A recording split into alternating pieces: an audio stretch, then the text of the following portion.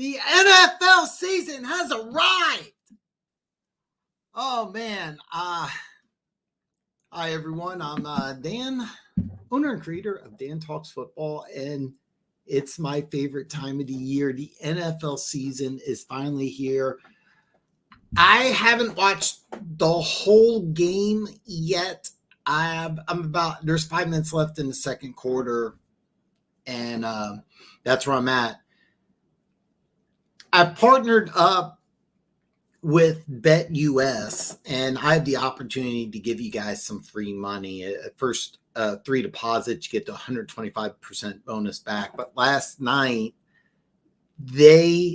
last week, they sent me a $25 free bet over under on the first field goal attempt. Is it going to be over or under 39.5? I took under, and I won $25. So BetUS just gave me $25.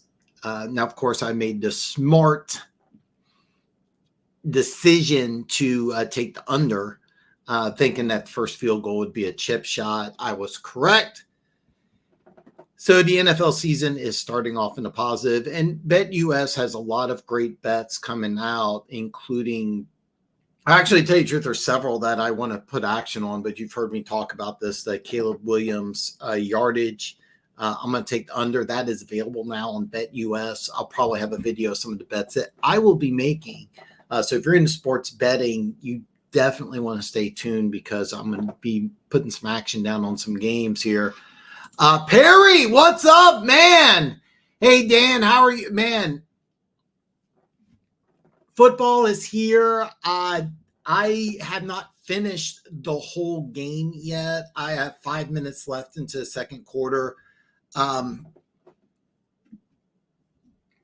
early observations. Kalen Bullock, third-round pick out of USC for the Houston Texans, forced a fumble, gave up a touchdown. I really like what I saw out of him. You giving up a touchdown doesn't mean a damn thing to me because it's a missed assignment.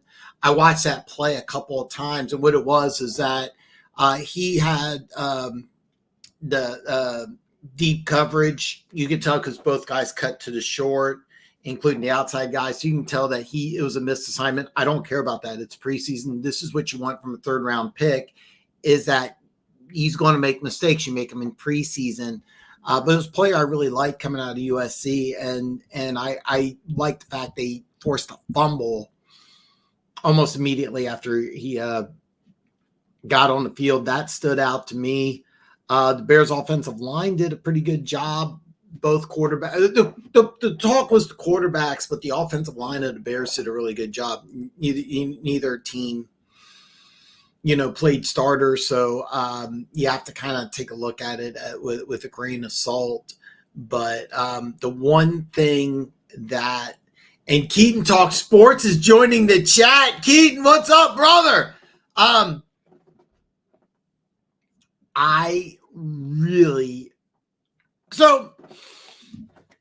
I'm an old school type of guy.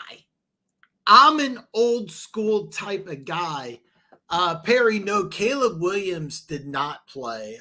Tyson Bagent started. Brett Rippon. Some of you, I know Keaton's younger, so he doesn't remember Mark Rippon, but Mark Rippon won an NFL MVP, Super Bowl MVP, 91 Washington. At the time, they were called the Redskins, so it's okay that I can say that because I'm referencing the 91 team. But Mark Rippon had a year for the ages. He was NFL MVP, Super Bowl MVP. A lot of people consider that 91 Washington Redskins, because they were Redskins at the time, one of the greatest teams of all time. So it's actually not his son. I think it's his nephew. Brett Rippon looked really good, but from what I saw, it was really the Bears offensive line really played well. The Bears offensive line. Listen, if you're an NFL quarterback and you got time to throw, you should be able to make plays.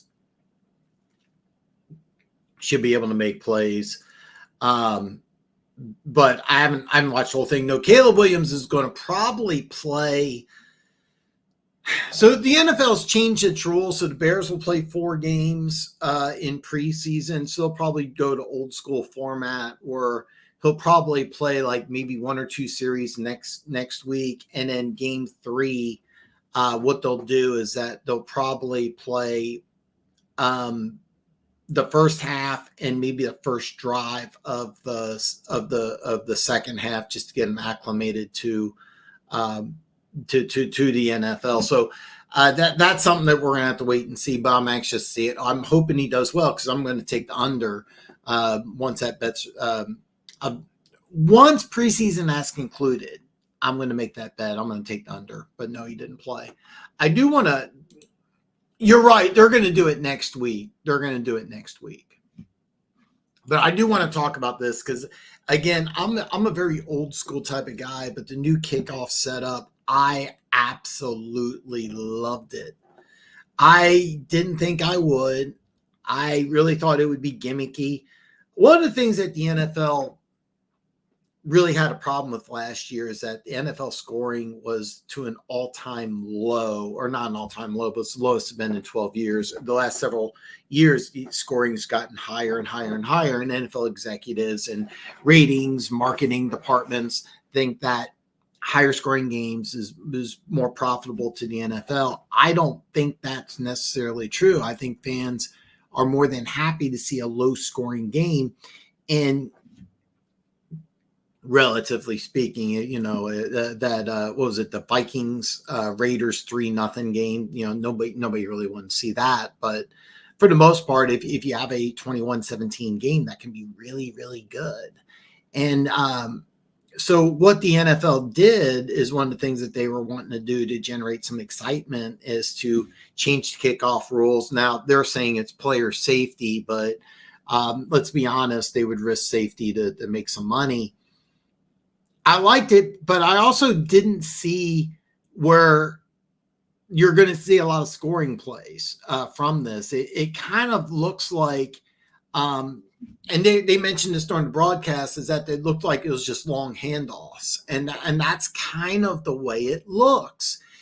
You're not going to see a lot of explosiveness. You're not going to see a lot of field position changes. If anything, I think because you're going to have some of the clock tick off for this, and there was a couple times where they got the ball behind the 25-yard line. So I really think that this might actually result in less scoring than more scoring, which is what they were thinking would originally happen.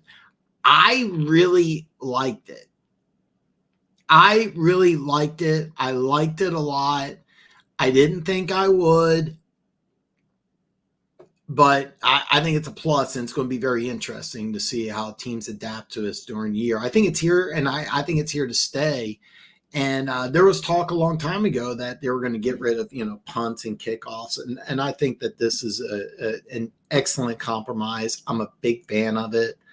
I didn't think I would like it. Again, I'm an old school guy. I don't like new things. The Packers came out with an all-white helmet. I wanted to hate it because I was like, no, but it's kind of cool. It's kind of cool. The Vikings came out Winter Warrior. I like it. Any Chiefs fan that wants to see a black Chiefs uniform can fuck off. But the NFL makes some changes that I legitimately like. And this is one of them. I have an energy drink here. I don't know why. I don't need it. I really don't need it. I'm very jacked up today.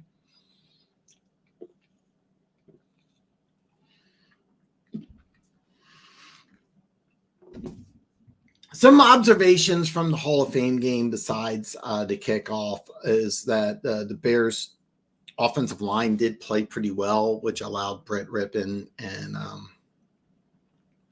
Tyler Badgett, I believe that's Tyler Badgett, I'm sorry, to look pretty well. But the one thing is that when you have an opportunity, you got to make some plays. And I thought the Bears quarterbacks, even though they're young, the backups need to they did look pretty well. They did look pretty good because, like I said, I think Caleb Williams is going to struggle. We're going to find out what it is, next time the Bears play, Caleb Williams will get some reps. But that was one thing I noticed about the game. Perry says, I think they need to get rid of kicker off and punt returns if they care about player safety. You've talked about this a couple times. They really need to switch to all grass. I think you need to have more padded practices. There's a lot of things the NFL can do. They're going to say player safety is part of the reason that this happened, but really it's an entertainment issue. They really didn't like the fact that teams are just kicking the ball out the end zone. They mentioned this on the broadcast. So something like 73% of the kickoffs last year were fair catches, and the NFL didn't institute this rule for player safety. They did it to try to increase scoring and more importantly, increase entertainment. The NFL is going to make a big deal about player safety, but there's so many things the NFL can do if they really care about player safety. Do I care about player safety? Yeah, but this is going. Bear with me here. I'm going to go out on a tangent here. One of my favorite television shows was Spartacus. I don't know if you've ever seen it or not, but what this show is that it talks about the gladiators and back in the days. That's where sports comes from. It comes from just these old gladiator arenas, and you risked your life out on the field. And when you step on the football field, you are aware that you're endangering your health, and you're literally putting your life on the line. And I enjoy that about football. I enjoy the violent aspect of it. They can say that the kickoff rule was for player safety. It was not. It was for entertainment. It was so that people like myself can watch a violent game, which I enjoy. I love football. I love everything about it, but it's a physical, violent game. I would prefer the NFL just come out and say, hey, look, we're going to make this entertaining, but yeah, it's a violent game. But if they wanted to make it safety, all grass, they would change to, to be honest with you, you really could, if you wanted to, you could make a maskless leather helmet, which is what they used to play in the old days, and have an interior that could protect you. But they don't want to do that. They don't want to do that. The Bears need to bring in a veteran or former quarterback so what they have in Chicago is they have two young guys that have some playing experience. A second-year player is going to be the backup, a guy that I really like. And they brought in Brett Rippon, who's bounced around a little bit, but they're not going to go that route. And here's the thing, Perry. I personally believe that this is a reason why Caleb Williams is going to struggle quite a bit this year, because he doesn't have that sounding board. He doesn't have a guy in that room that like, hey, what can I go through? What can I expect? The Washington Commanders have Marcus Mariota. Marcus Mariota, if you remember, won a Heisman Trophy. He has a lot of athleticism. He was the second overall pick in the draft. He's in Washington with Jaden Daniels. And I think Jaden Daniels will have a lot more success year one.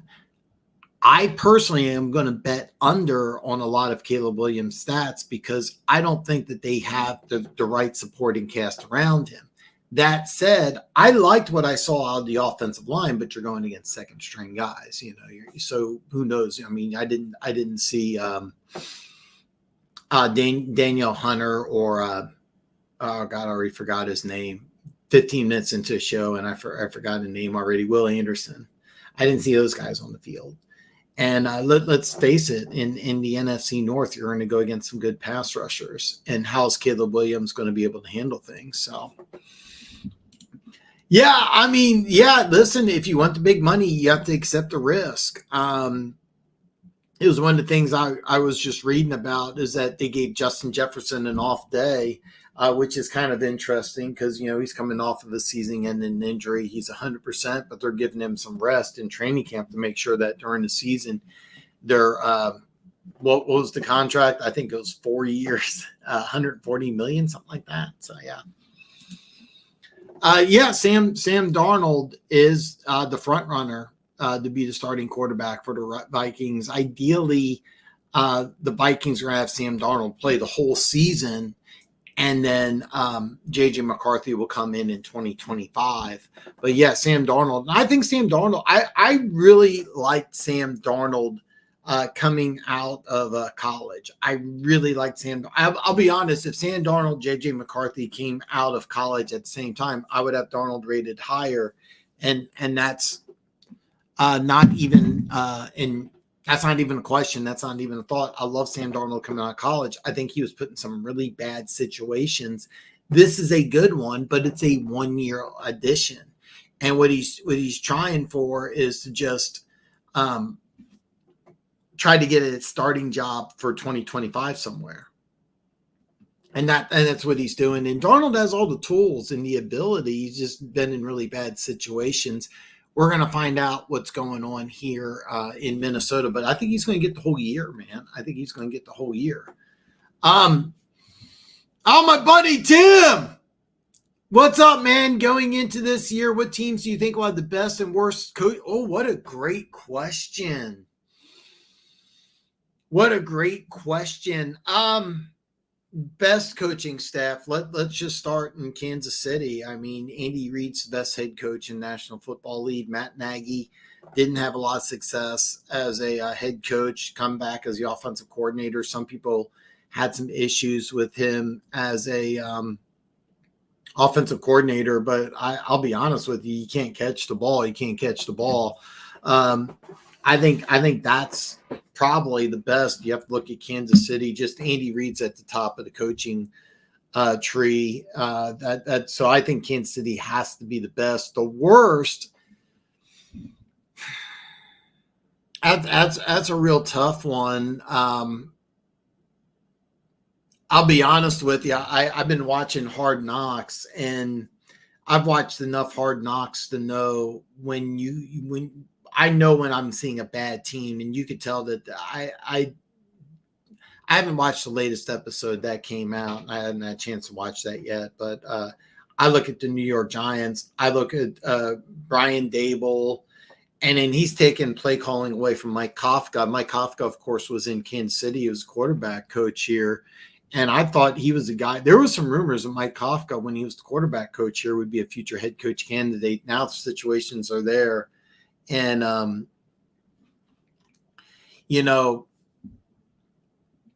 he's not Brian Dable's taken away the play calling ability.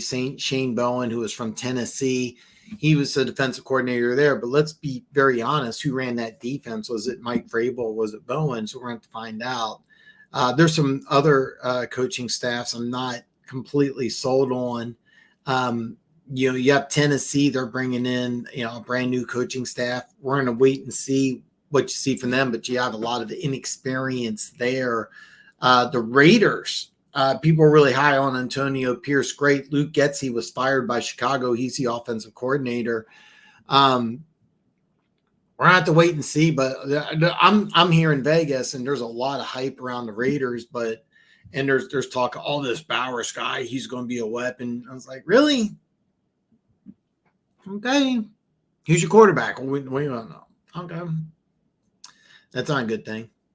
I'm not saying the Raiders have the worst coaching staff, but you have a lot of unknowns here. You have offensive coordinator who was fired, who did a bad job last year, relatively speaking. But that whole Chicago thing is a disaster, to be honest with you. That's another team that I think Chicago could be in for a long year, because I'm not anticipating Caleb Williams being that well. So as far as the worst, I can give you a couple different answers, but there's a lot of real unknowns. So I really couldn't give you the worst, but I can tell you this: watching Hard Knocks, I've watched enough of the Hard Knocks. You could tell what a bad team looks like, and the New York Giants look like a bad team. I really think there's a good chance that the New York Giants could just clean house completely. And you're kind of seeing a microcosm. Do you remember the Hard Knocks with Herm Edwards? Like, I watched that and I tried to like amp myself up, but I'm like, yeah, this is a bad team. This isn't going to work. You could see it. You could tell. You could tell. So I best is Kansas City. Worst, there's a lot of unknowns. I'm not happy with what the Giants are doing. There's some unknowns there.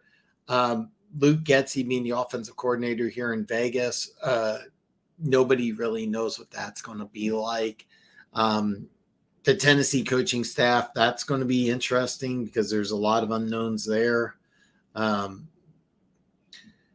Patriots brought in Alex Van Pelt. We're going to find out if that works. I mean, that could be a disaster. We'll find out. There's reports out in New England that Drake may look. I heard he looked really good. Colin Cowherd was saying that from a source that not only does May look bad, but Joe Milton, the 6th-round pick, who I predict will be an NFL tight end in a couple of years from now, looks like the best quarterback in training camp.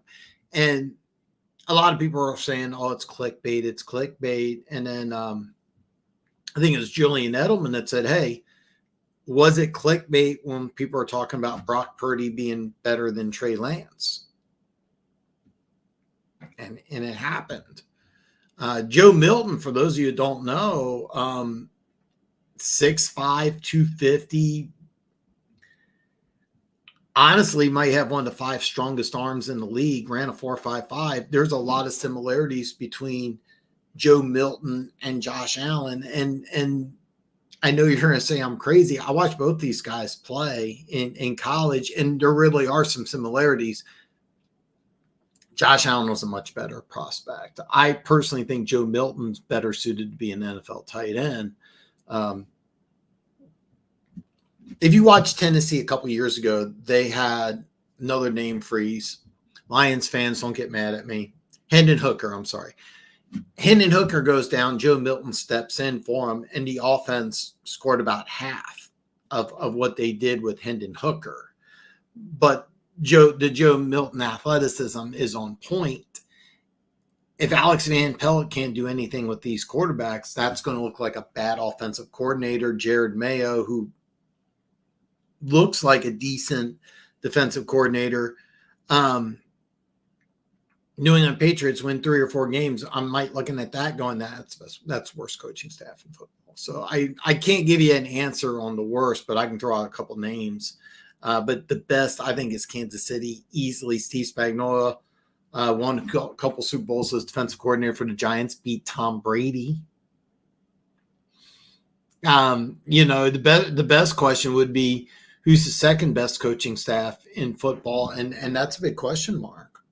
That's a big question mark. So there are reports that Russ Wilson may lose out to Justin Fields. So let me give. I actually apologize if I get behind on comments and everything. I'm going to try to answer all of them.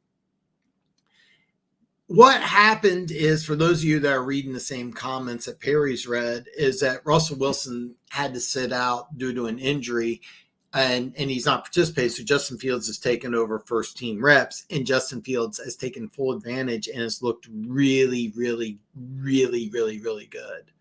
I really think that there's a good possibility that Justin Fields may get a start or two. There is. You have both quarterbacks for 1 year. You got one who's really young. And if I'm Justin Fields, I might take a team-friendly deal. I may take Gardner Minshew signed a 2-year, $25 million deal. They come to Vegas, and it looks like he may be the backup. Russell Wilson's probably not going to be in Pittsburgh after this year. Probably. Now, if he balls out and signs a team-friendly deal, which he, doesn't sound like he wants to do, probably won't be back. If I'm Justin Fields, I would take a similar deal, a 2-year, $25 million deal. I would stay in Pittsburgh, surround myself with talent, and because that's a team that Justin Fields is a good fit for. I don't think Russell Wilson really is, at least not in this point in his career. We're going to find out, but what it is that Russell Wilson's still going to be the starter. He's going to be a starter throughout training camp. He's going to be a starter throughout the season, but there is a chance that they could move on. But the reason why you're hearing these reports is because he got injured, he had to sit out. And Justin Fields, when he had opportunity to work with the first team offense, he looked really good. And it's going to be interesting to see in preseason what's going to happen. Do I think that Pittsburgh will give Justin Fields a starting job out of preseason? No. Keaton says, I think it's going to be a rough year for the Giants. Don't be surprised for picking number one in next year's draft. Daniel Jones ain't it. So, Keaton, I haven't released my NFC East video, but I'm almost completed with it. And I know Perry, who hasn't joined in a while. I'm sorry, not Perry, but Gary. I'm sorry, I got the names mixed up. I get the name. This is why you call your girl baby, is so you only get names mixed up. But Gary, who's a Giants fan, swears up and down there's no way Shadir Sanders, Dion's kid, would be in New York. And I told him I 100% disagree. If the Giants are picking close to number one in the draft, I think Shadir Sanders would easily be the pick. And I think Shadir Sanders is going to win Heisman. I think he's going to have a big year. Matter of fact, I just saw it. They opened up the season against North Dakota State, a better team than people think. They're, I think, an 8.5 or 9-point favorite. I might bet on Colorado because I think Colorado is going to try to run up the score and get Shadir Sanders a Heisman and then the number one pick in the draft. It would not surprise me at all if in 2025 the first pick in the draft is Shadir Sanders to the New York Giants. Would not surprise me at all. It also wouldn't surprise me if the Giants have to trade up to that pick, or so there's going to be a lot of interesting things going on in the draft next year. But the Shadir Sanders, where he's going, is going to be interesting. And if the Giants are picking in the top 10 and they clean house, like I think they may need to do, it wouldn't surprise me if Shadir Sanders and Dion are seen in New York talking to Giants executives. It could be a lot of fun. But hey, I'm talking about the off season. Let's get back to this season. But yeah, it wouldn't surprise me. Oh God, that Perry, I hope you are joining me in about 1 month from now. It'll be Chiefs Ravens. I will be doing play-by-play for the Chiefs Ravens game. I am very excited about it. Very, very, very excited about it. So if Ryan Dable was smart, he would see if he can get anything out of Locke. I agree completely, Perry. I've always liked Drew Locke. I thought he was in a real bad situation in Denver. I thought they made a mistake starting Bridgewater over Locke. And how do I know that? Because everybody was fired after the season, and you have no idea. I can't tell you what would have happened if, Drew Locke was there instead of Teddy Bridgewater. But that was the decision that now he's with the Eagles. That Vic Fangio made when he was the head coach of Denver Broncos, and everybody got fired over it. But Drew Locke, if he looks really, really, really good in preseason, there's definitely a possibility. It's a big preseason for Drew Locke. He's only on a 1-year deal. He has a lot of ability. And I think he just needs a place. I think Bowles could be on the hot seat pretty fast this season. Oh, absolutely. Absolutely. And I really think that they need to finish around 8 or 9 wins. I'm assuming you're talking about Todd Bowles out of Tampa Bay, but yeah, you play to win the game. Daniel Jack Ryan, what's up, brother? Yes, I got the shine going on. Do you think Mayo New England brings back the glory days? I heard there's already issue with. Yeah, Matthew Judon and Mayo got into it. More questions than answers, but when I saw the Colin Cowherd report that somebody within the Patriots organization was talking about Mayo not looking good, but Joe Milton looking good, that's going to be a problem. But by the way, hey, we're not grammar Nazis here, Tim. I know a lot of guys type on their phone. I understand that, when I send a text, I'm not going to be perfect. So, I know who you're talking about. We're going to have to wait and see. And I mean, there are some issues in New England. I mean, the receivers aren't that good. I don't know about the offensive line. The defense is really good. BetUS has the over-under win total, I think, at 4.5. I love the over, but there's enough questions on New England to make me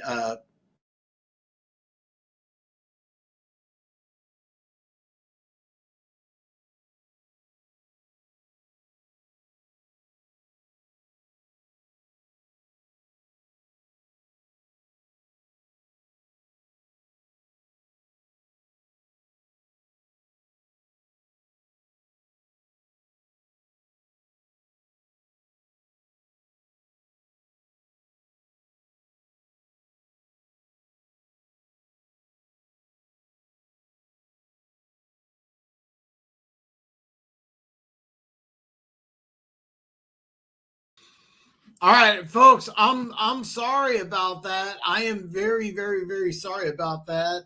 My internet connection is not the best. I've had some issues with Cox Communication, but so what it is by the way, so what it is with Judon and the Patriots is that Judon was looking phenomenal the first couple of weeks of the season, obtained a season-ending injury.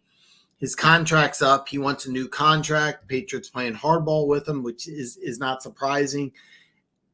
He sat out of a practice because of the contract. Jared Mayo came up to him. They got into a heated conversation. They had to be split up. I don't think it's an issue, but I don't think it's an issue, but we'll have to wait and see what happens. Judon, will he get a contract? It'll be an interesting thing. I think whether he gets his contract or not, I think he'll play, and I think he'll have a good year. The question is, where will he go at the end of this year? Or if Patriots start off slow, does a team give up, a second or a third round draft pick for Judon mid-season? That's something we'll have to take a look at. So I think the potential is there. Nice spiral. I do think it's smart. Yeah. We'll have to figure out.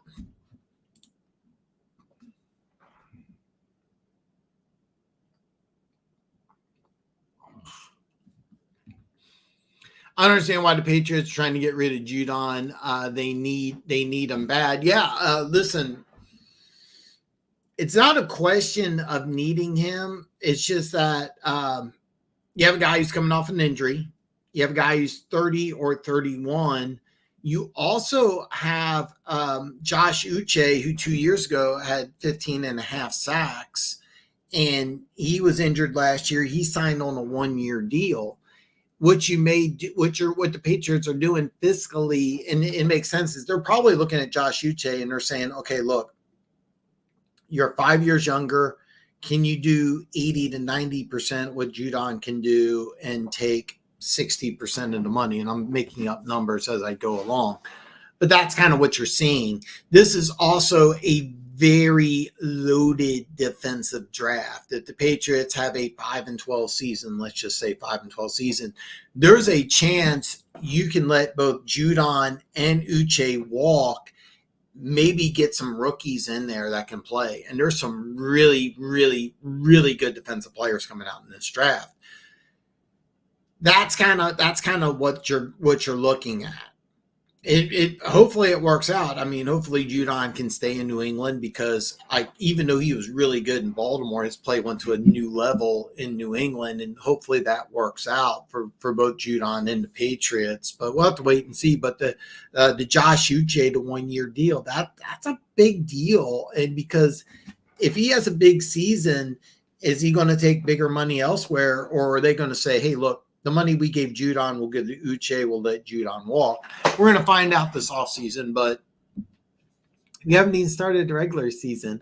It wouldn't surprise me, though, if the Patriots start off really slow, if Judon it gets traded mid-season. I mean, we've seen it happen before. We saw it happen with Washington. They got rid of both Sweat and he's now with the Saints, Chase Young. So, Slasher, what's up, brother? Man, I'm glad you joined.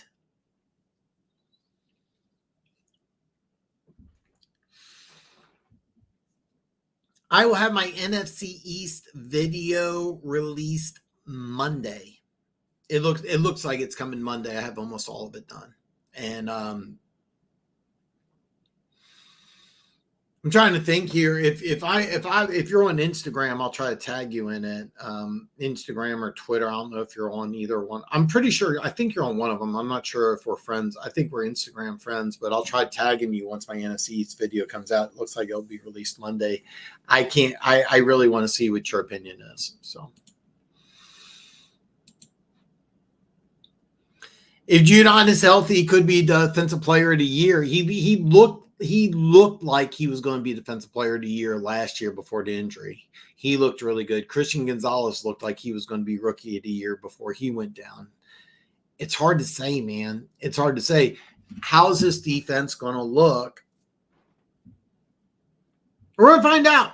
We're going to find out, man. There's a lot of questions, but I love Matthew. I liked Judon when he was with Baltimore, but I loved him as a Patriot. And he looked like he was off to a monster season. Got hurt. Yeah, I think he's 31. You know, you're on the wrong side of 30 coming off an injury. You never know that you never know that's going to work out. You never know how that's going to work out.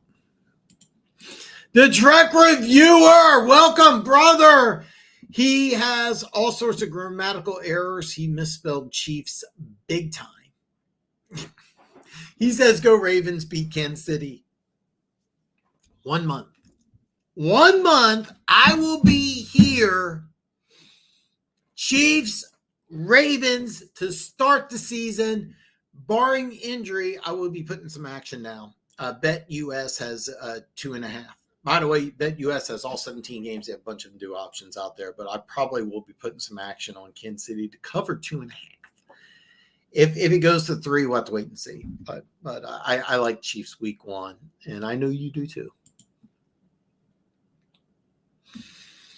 I know it goes against my Chiefs, but I love the Raiders coach. He's tough, aggressive, kind of arrogant. I kind of like that attitude in football, especially at the Raiders. Just kind of cool. Yeah, I do too. But there are some legitimate questions. I thought Gutsy was a bad move for the offensive coordinator. You got 2 guys that don't fit in what the Bears were doing last year with Justin Fields. It kind of looks like everything's kind of mismanaged. We'll have to wait and see. Antonio Pierce, I love what he did last year turning around that defense. But when I look at the Raiders, there is no way that this offense is going to be good. So Perry asks Slasher, what's his takeaway from Philly's training camp so far? Offense looks good. Hurts honestly looks like the best he has ever looked. By the way, Slasher, that is scary, scary, scary news for the rest of the NFL. His throwing motion is really fluid and clean. Defensive line looks really good too, but I'm still iffy on the linebackers in the secondary. So here's what I was reading, like literally right before I came on, is that Quinion Mitchell was working as a starting nickel back, which is kind of interesting because a lot of people thought they would be Cooper DeJean that would play the nickel and then Mitchell would be on the outside. But what I read earlier was that Quinion Mitchell was playing the starting nickel, which is interesting because it shows his versatility because of his size and skill set. I think he can play on the outside. If you can move him around, that's going to really scare people. But I do think it will be a learning adjustment. Devin White a couple of years ago looked like he was not just being a good linebacker. He was on a Hall of Fame track, and then it just kind of went down. Then last year, of course, he got benched a couple times. Him and Nakobe Dean, we'll have to find out what's going on. But I'm really excited to see these 2 linebackers. Nakobe Dean, he got injured early in the season. He needs to put on what I call the NFL 20. He needs to put on some weight. Devin White, there's no ceiling on how good he could be. It could have been injuries last year. What I kept on hearing was that he was just freelancing in Todd Bowles' defense, which is, you can't really do that. He's not going to be able to freelance in the Vic Fangio defense. I can assure you of that. But I really am excited because I'm looking at that front seven. I'm looking at Jordan Davis, Jalen Carter, Nolan Smith. Remember, they got Bryce Huff, who I don't understand why he didn't play more, because every time he got on the field, he looked awesome. I mean, he looked absolutely awesome. Is this a situation? I mean, just those two defensive tackles alone can make defensive ends look good, but you got a guy like Nolan Smith, who I think Nolan Smith, I'll ruin this for you. Please watch my video anyway. But Nolan Smith, I think, is going to have a monster year. And,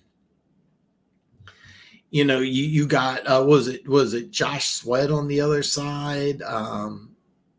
I'm trying to think of all the different defensive ends. That's the thing, though. There's so many different guys. But Bryce Huff's a guy that when he played the Jets last year, he was a rotational player. But when he got out on the field, he looked awesome. Secondary's got some young pieces.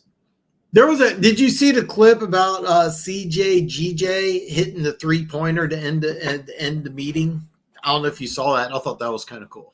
But yeah, there's some definite questions. But I'm going to tell you something. If Hurts looks really good, and because Kellen Moore has always been a pass-first coach, in the Eagles, Jalen Hurts ran for 15 touchdowns last year. I think I'd have to go look it up, but I think his passing yards per game was like 225. That's not the dude who I want going back and throwing the ball 50, 60 times a game. I don't want him going back going ding, ding, ding, ding, ding, ding, ding. I want him running the ball. I want him to get those first downs, the tush push or whatever you want to call it. That, as long as that's illegal playing in the NFL, give me the strongest quarterback in football, Jalen Hurts. It's not Josh Allen. Josh Allen's bigger. Jalen Hurts is stronger. Give me the guy to get those tough yards. Give me the guy that you can use him running. But if he looks better throwing the ball, you're going to have Saquon Barkley. A.J. Brown and Devontae Smith are ascending players. Yeah, if Hurts is the best he's ever looked, the NFL, you better be put on notice. The NFL better be put on notice. I think Dallas will have a tough time beating Philly this year. I have no idea when they play. I should know this because I'm working on my video, but I didn't go through the scheduling. But watch the video anyway. It's a great video. But yeah. Keaton says Dallas will win between 9 to 10 wins max. They did nothing this offseason. Me and Keaton Talk Sports said, we're talking, and he goes, Ohio State would beat Dallas by 50. And I'm like, I don't know about that. But a lot of people are saying that, Keaton. A lot of people are saying my video for the NFC East ideally will be released Monday. I've been working on it all week. I finally got to working on it. Almost completed. I almost have it done, so it should be out by Monday. I will DM you, and hopefully you can check it out.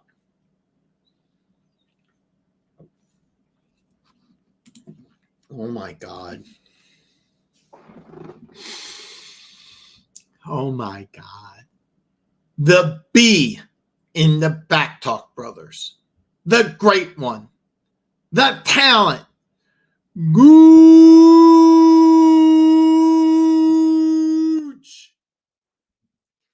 Gooch, I'll send you a message, but Keith hit me up and he is itching to come on. He said he wants to come on Friday's show. He was not able to come on tonight due to a social function, which means the wife ordered him not to come on tonight. But No, he hit me up earlier in the week, and he said he can't come on this show, but he's coming on next week. So I officially have keys locked and loaded for next Friday's show, which I'm really excited about because we'll talk a lot of Chiefs and we'll be really geeked out. But so excited. I saw that too. Did I sent that to a few people on social media. Yeah. Is that the top one? There's a list out there where it ranks the quarterbacks, and it's actually funny. I think it's Pete's Takes, who has a top 10 list, and then he had Mahomes as 4, and I'm like, dude, Pete, who's been a guest on this show, phenomenal guest. I'd love to get him back on. He had Mahomes at 4, and I'm like, Pete, you know I love you, dude, but and Pete's welcome to come back on. But I was like, what the hell is this? I like the Dallas O-line picks in the draft to make a season for them to have a real impact. I talked about that, but Cooper Beebe and Tyler Guyton's a guy that I think may surprise. And normally I don't like giving a lot of hype to rookies, but Tyler Guyton's one of those guys I just absolutely loved in the draft process, and I think he might be one of those plug-and-play guys that can really succeed right away.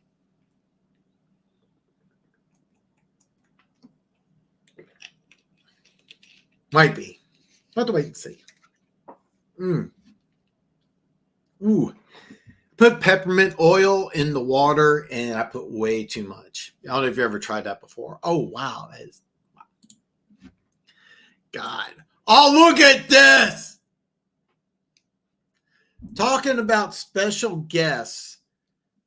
This fall, I'm coming out with Afternoon Delight. I haven't made the advertisements, haven't updated the YouTube channel, but this fall I'll be live during the afternoon. I'm doing 3 hours Monday through Friday this afternoon. Denver Gator has agreed to be a guest Wednesday afternoon, and we're going to talk college football. I am giddy about this. Denver Gator predicts that Shadir Sanders will throw for 9,000 yards and 125 touchdowns this year.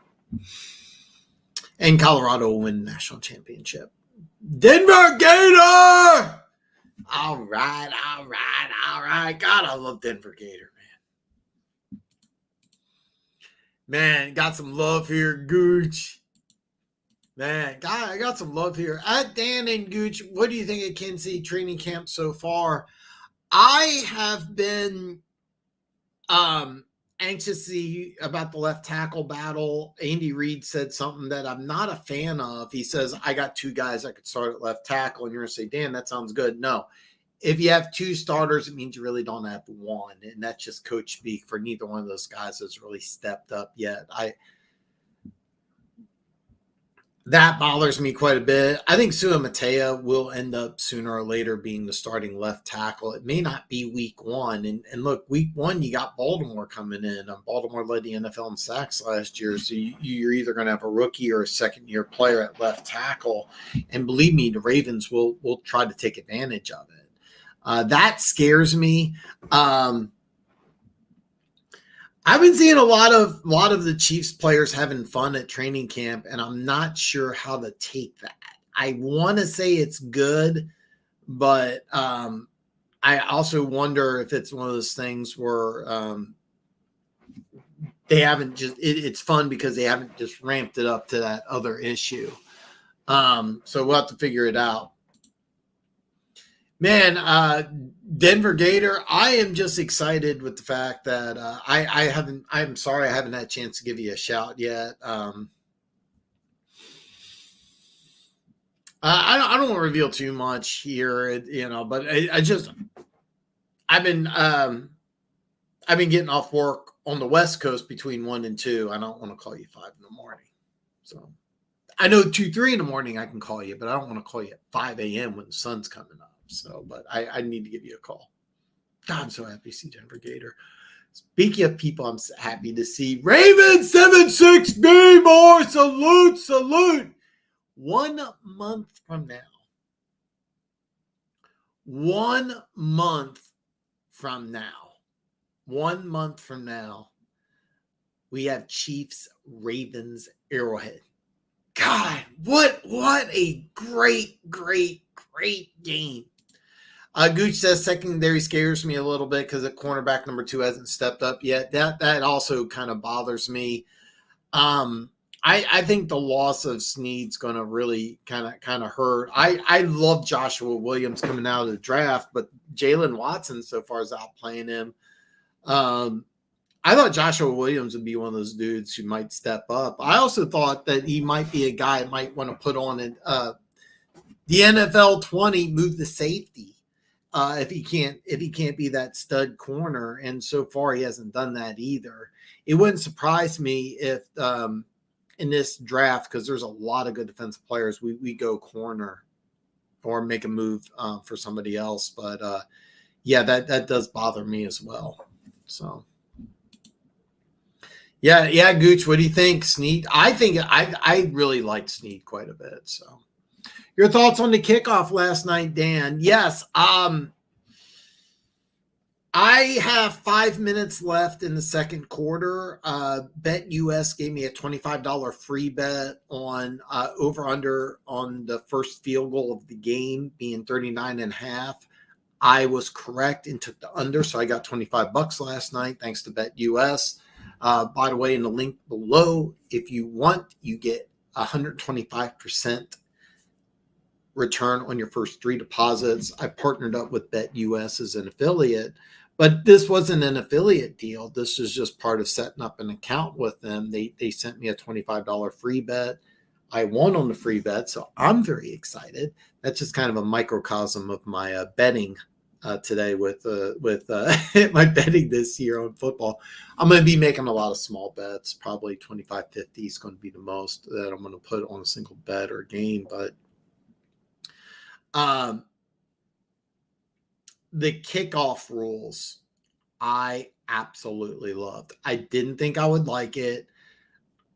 I thought it was gimmicky, but I really liked it because it looks like, and they kept on saying this during the broadcast, so maybe it just sunk in my head and I'm just regurgitating, but it sounded correct. They kept on saying it's like a long handoff, and that's what it feels like. It feels like you're going to get 4 yards here, 5 yards here.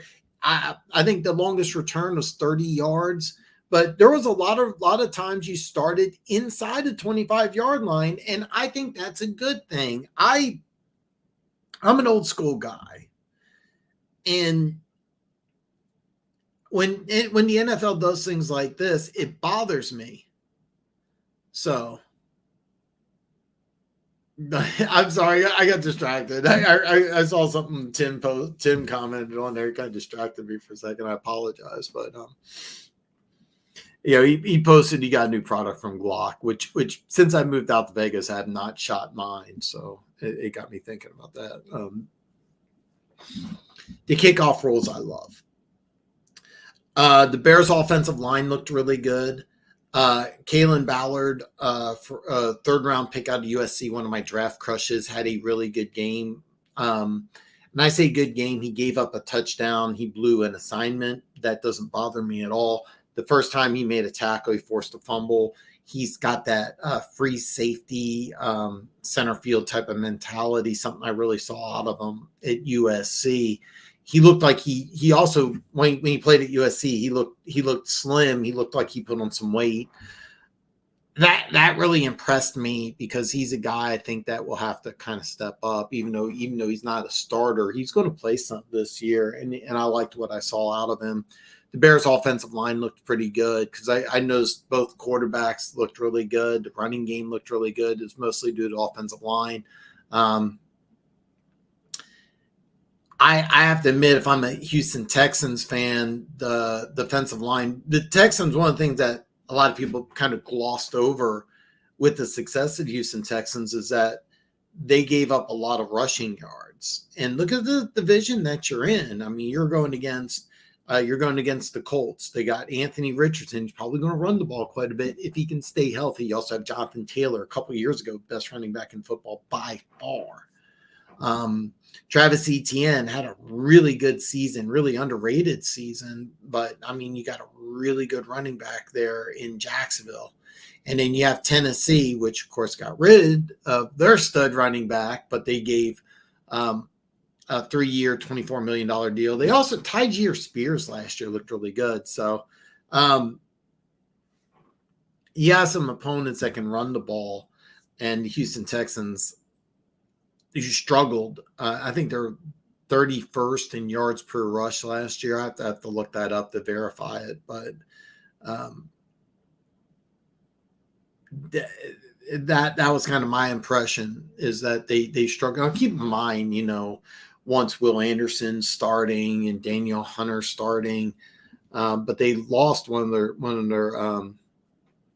defensive tackles in free agency. I'm drawing a blank on the guy's name. And the backups let Chicago kind of move up ball up and down the field. But there's some good things. I also was really impressed with. I've always liked Davis Mills. He looked really good. He looked really, really good. He's a guy that I think will be in the NFL for the next 15 years. Could also get a chance somewhere else and maybe start somewhere else down the line. But I have to watch. I know the game was shortened by a thunderstorm, but I have 5 minutes left, and I am going to watch the whole thing. And then I just can't wait to watch more preseason football. I was going to plan on talking about some of the preseason battles, but I'm really just going to do more of a Q&A for today. Next week, I'll have Keys on. Maybe I'll have Keaton Talk Sports come on. And then I also am looking forward checking out. I know you're a Ravens fan, but please check out my video. I believe it will come out Monday, my NFC East breakdown. So, but I have to watch some more. But there was a lot of things I liked out of both teams. But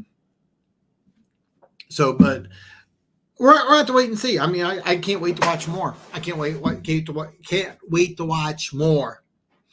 I also have to watch Hard Knocks episode 5. And then, of course, I have no idea when the first episode of the Bears Hard Knocks, I'm going to be watching that too. So, but if you had to sum up the number one thing I loved about the Hall of Fame game, I loved the kickoff rules. I think it added something to the game, and I really liked it. I didn't think I would, and I did. I really liked it.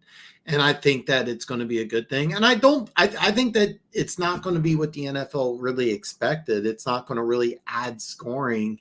I think it's going to add entertainment, which is key.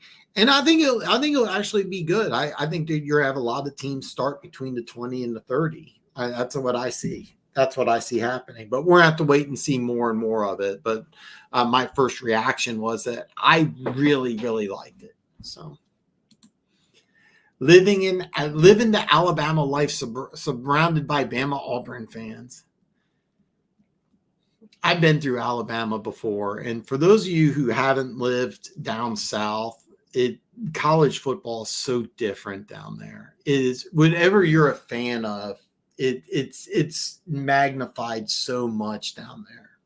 Magnified so much. As you can tell from Denver Gators' name, he is a huge LSU Tiger fan. So. I actually, Tim, send me a text, let me know, man. Since I've been actually there, I'm actually not too far away from a shooting range, but since I've been in Vegas, I have not shot my weapon once. I probably need to take it apart and clean it and then go to the range, but I haven't done that yet. Tyreek Hill got number 1, really? Wow.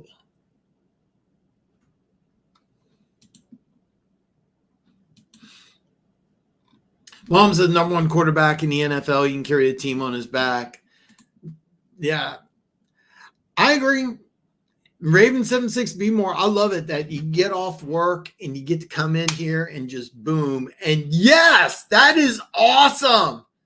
If you follow me on social media, can you send me a picture? That is badass, by the way. That is badass. Now, nobody wants Baltimore to win week 1. Nobody wants that. But still, that's really badass. And I hope that he has a good season in Baltimore. Hope he has a good season in Baltimore. Yeah, Gooch says I think it'll be real noticeable once the games start. I think that it's a lot more fun and a lot more entertaining than I was expecting. And I also don't think that it's going to result in a massive influx of special teams touchdowns, which I think the NFL wanted, and I don't think it will. I really don't think it will. I think it's going to be really good. Imagine if he was still in the Chiefs, nobody would have fun besides. He's talking about Tyreek Hill. Oh, God. It would be fun. Hey, we added some speed this offseason.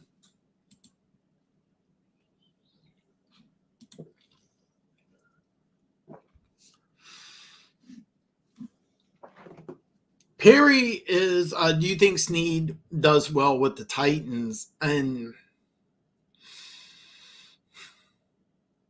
that's a great question. And I'm going to level with you. I don't think so, because I don't think they're really going to use them the same way Kansas City did. Kansas City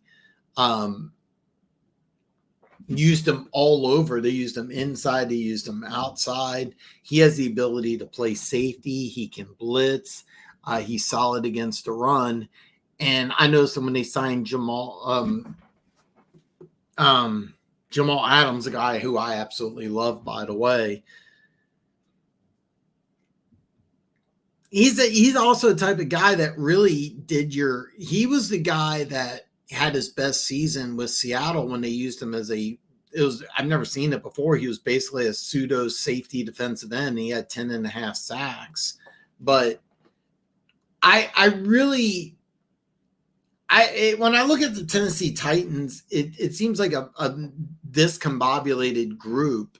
So the answer is I think he'll do okay, but I think his best bet would have been staying in Kansas City. And Kansas City had to come to the decision: do you give Chris Jones a lot of money, or you give Snead a lot of money? I think they should give Snead a lot of money because he's the younger player, and you could do so much with him. Where Chris Jones is entering year 10. As much as I love Chris Jones can leave football right now, walk into Canton. Is he a first ballot Hall of Famer? Maybe not, but he's a Hall of Famer. Snead's one of those guys who I really think is going to get a lot of money and go. It's funny. I was listening to an audiobook.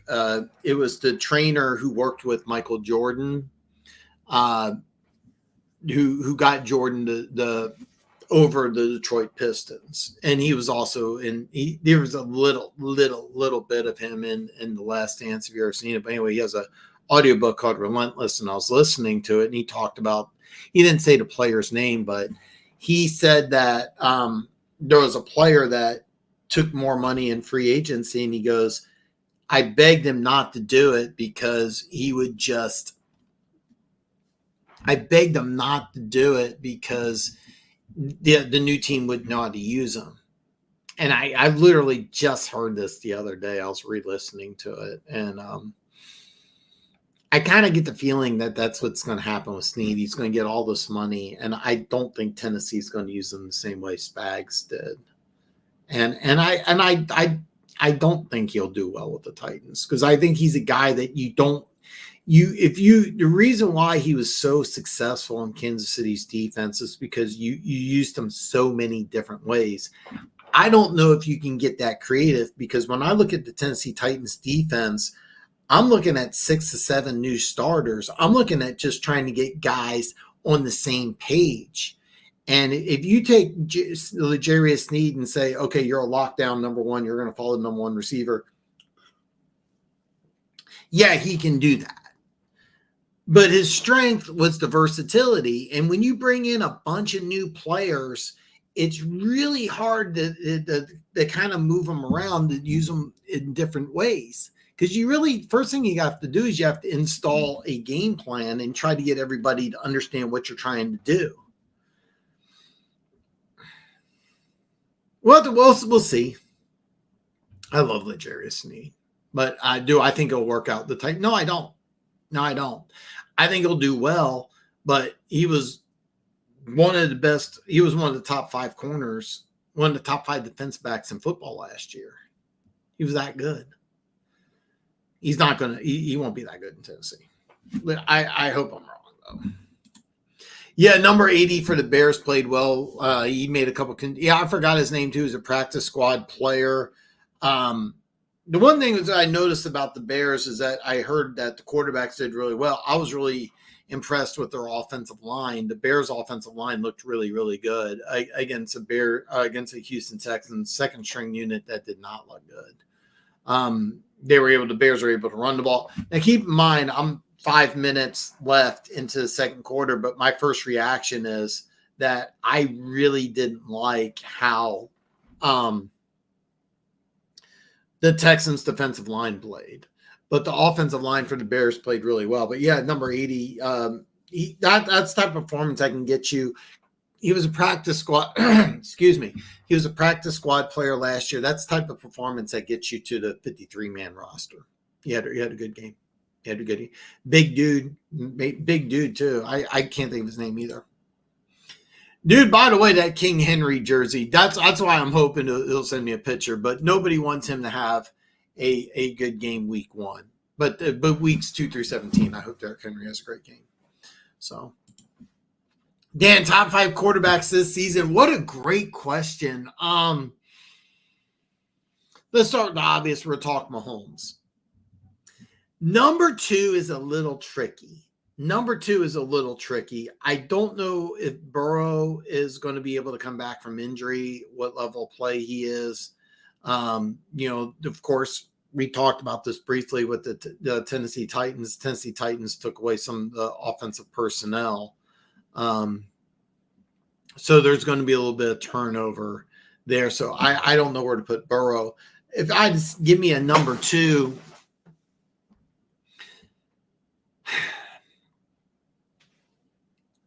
that's a tough one. I probably would go Josh Allen. There's some question marks as of going into this season, but I want to say Allen at 2. Of course, he lost Diggs. We're going to find out how well he does. I'm curious to hear about Matthew Stafford. I know you're going to say Stafford's a top 3 quarterback. I watched that game against the Lions. He played phenomenal. Aaron Rodgers, is he going to be a top 5 quarterback? I would probably put those 2 outside. Burrow, I ideally think is a top 5 quarterback, but there's some legitimate questions there. I know I'm throwing out a bunch of different things. A guy I would love to include in that conversation, as I think it's plantar fasciitis. He's going to miss most of training camp, and that's Justin Herbert. Lamar Jackson's missed some time in training camp. He also is down to like 210 pounds. He lost some weight. That to me is not a good thing. That's something that hopefully Derrick Henry gets those tough yardage, but I mean, he's going to be 30. So, I mean, yeah, I know I'm throwing off a lot of ifs, ands, and buts, but I would probably tell you Mahomes, Allen. Actually, if you can get me healthy, I would say Burrow over Allen. But I don't know. I'll give you Allen. I'll give you Burrow. After that, I'm probably Jalen Hurts. Keep in mind, I'm factoring the 15 running touchdowns plus adding the Saquon Barkley. Number 5 is a tough one because I mean I could throw several different names in there. I mean I could throw Stafford. I could put Goff in there. I mean I think Goff's going to have a monster year. I think Goff's going to have a monster year. I think the defense will be a little better. Stats wise, he may not throw for as many yards or as many touchdowns, but he may have a better season. I don't know what to expect out of Jordan Love. I have no idea. I mean, he's got a young, talented crew around him. But he's also got a rookie left tackle. He's in a tough division. Do I want to include Tua in that conversation? I have a man crush on Trevor Lawrence. I can't call him a top 5 quarterback.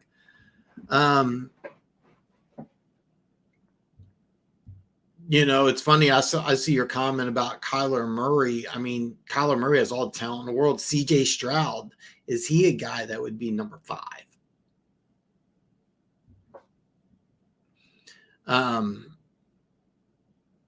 So I have no idea. I have no idea.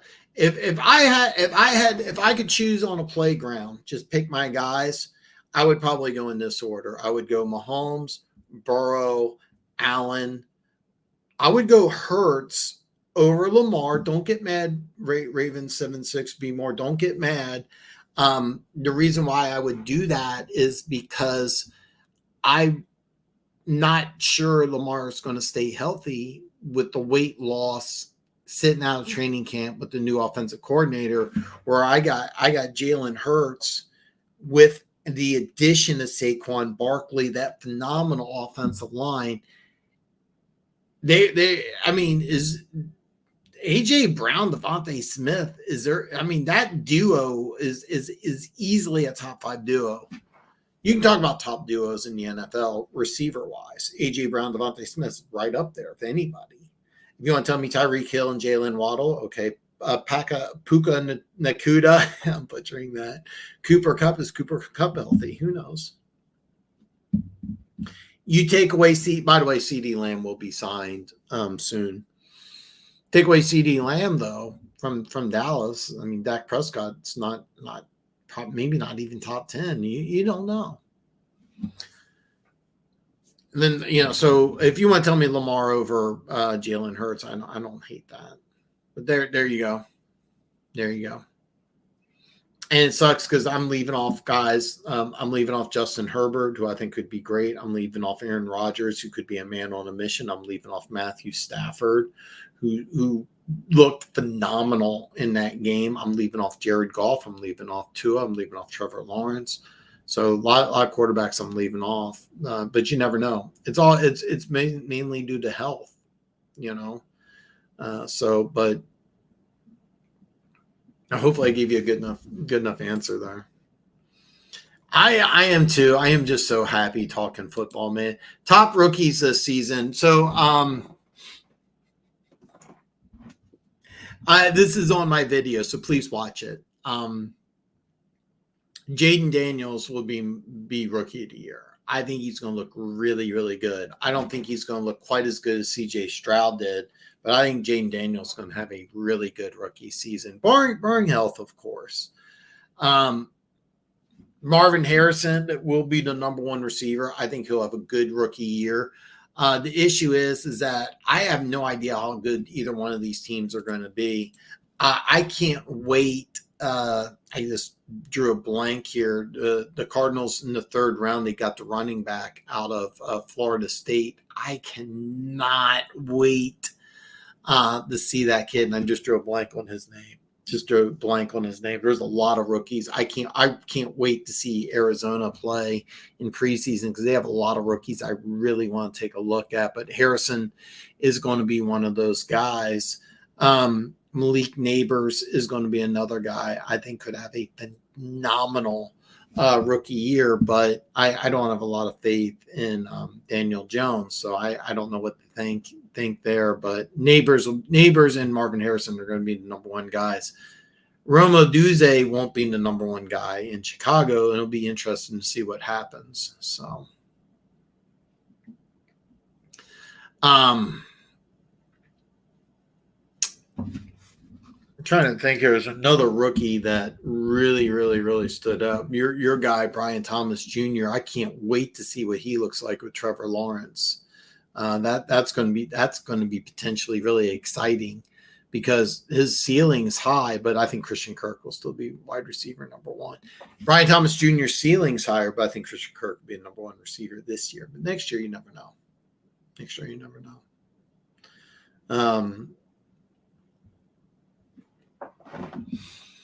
Quinion Mitchell, the defensive side of the ball. Latu, by the way, I was going to talk about this. I was actually going to lead the show off with this. Samson Ikubong is out for the season, which makes the Colts signing of Latu or drafting of Latu way smarter because he's going to be thrust into that season. Early on, even before an injury, they were like, Latu looks special. Latu may be rookie of the year, defensive rookie of the year, probably. Latu could have a massive Pro Bowl type season as a rookie, and that would be really impressive. But Jaden Daniels is the guy I'm circling. And by the way, when I release my NFC East video, that's my pick to be rookie of the year.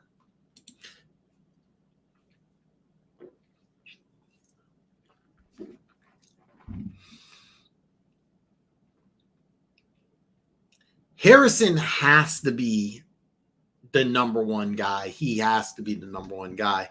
Somebody else on that team has to step up. Their tight end, who they got out of Colorado State, had a phenomenal last half of the season. Can't think of his name. He needs to step up again and be like a dominant type player. He needs to be like a top 5 tight end, because I'm looking at that receiving core and there's nobody else. So they need some help. But do they become unstoppable? Probably not this year, but I think that next year, Harrison may put up some crazy numbers. We'll have to wait and see. We'll have to wait and see. But I like what Arizona's doing. I just think that it may take some time for everything to come together. You think Milano ends up the season as top 3 overall linebacker? I've seen a bunch of stuff saying he's already coming back better and never seems like a lot of hype. I think he's a stud. Top 3, no, but I've always liked Matt Milano, and that's a guy that I absolutely love. Is he going to be a top 3? No, he's not. There's part of it is that there's not a lot of depth on that defensive line, and they invested a lot of money in Von Miller, and he's not the same dude. He's just not. I don't think so. I mean, I'll love what the best inside linebacker is in Baltimore. Roquan Smith. I can't believe I forgot his name. Roquan Smith. And then they by the way, you want to take a look at a guy. The guy that they got replacing Patrick Queen was a guy you. By the way, I know I'm saying this to you directly, Tim, because I know that your fantasy football league does defensive players. Trenton Simpson, he was a 3rd-round pick out of Clemson last year. He's going to be the guy to replace Patrick Queen. Don't be surprised if he has 100+ tackles this year. You probably never heard of him. 3rd-round pick out of Clemson. He's going to be a really, really good player. Forsay Okluwan may have led the NFL in tackles last year.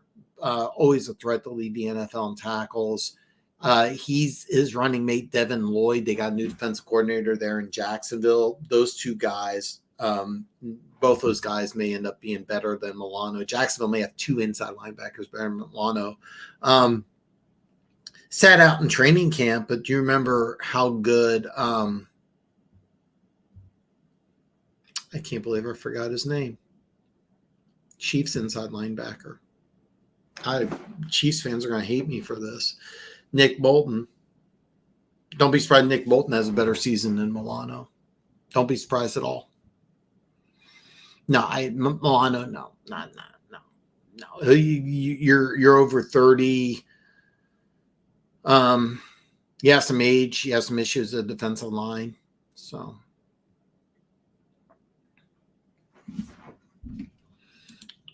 The Perry spit and facts here. I think O line and D line are most important besides quarterbacks. Absolutely. Titans defensive tackles Simmons and Sweat could help Snead. Simmons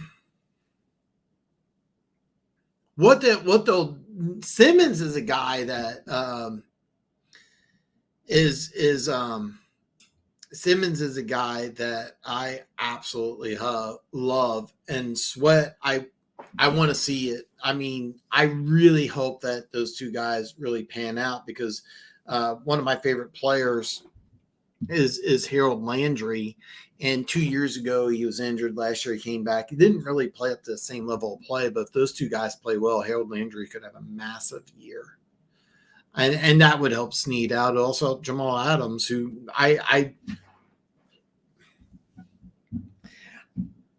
I loved Mike Vrabel, and I just don't see losing a defensive-minded coach like Vrabel. Bringing in a bunch of new players is really going to help. Everything just seems mismatched to me. But if everything fits and they get on the same page, it could be really exciting.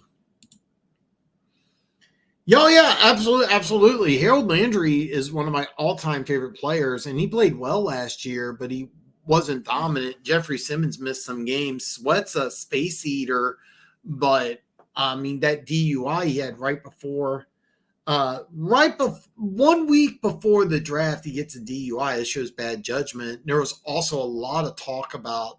So for those of you who don't know what I'm talking about, Devondre Sweat is a 360-pound defensive tackle out of Texas. He was the second pick in the draft by the Tennessee Titans. I want to say he was the 36th pick in the draft.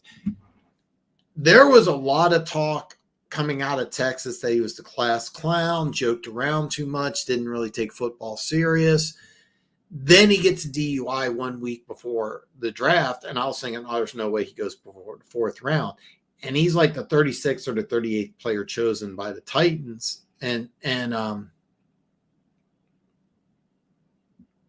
So we're going to wait and see. But, I mean, I didn't like it.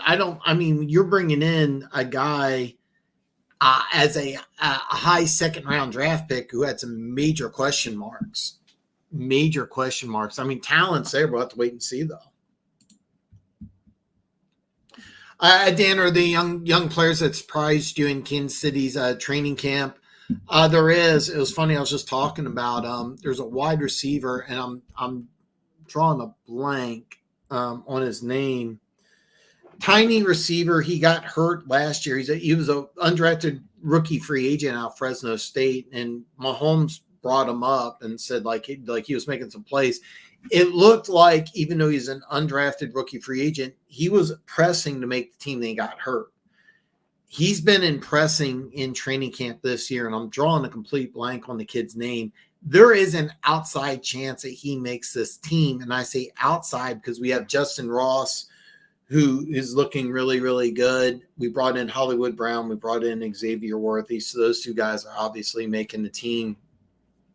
But there's a really, really strong battle at wide receiver to make this team. But this kid out of Fresno State, I'm drawing a complete blank on his name, may surprise. I can't wait to watch him in preseason because he has a strong preseason. He may make it. So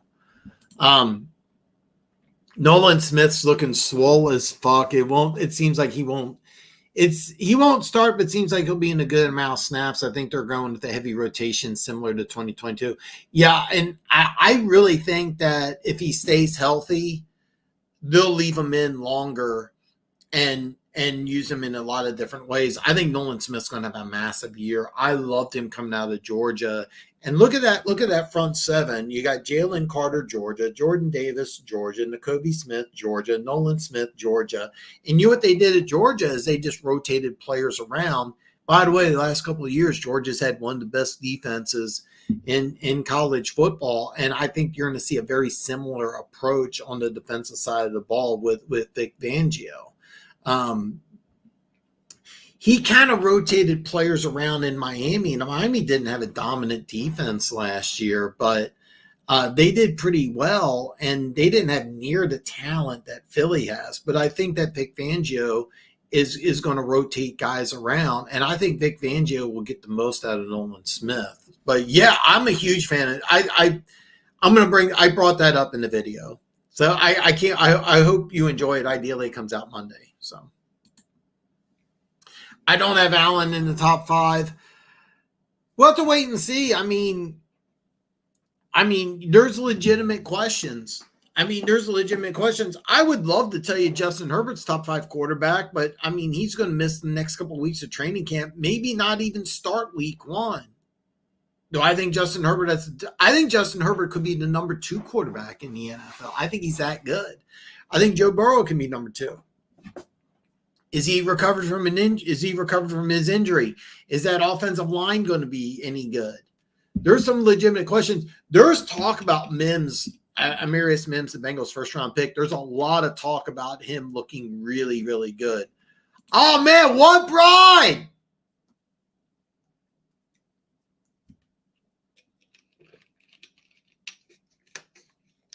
Stafford is above average at best. Stafford gets overrated. Burrow got to be number 2 if healthy. Herbert could be top 5 under Harbaugh.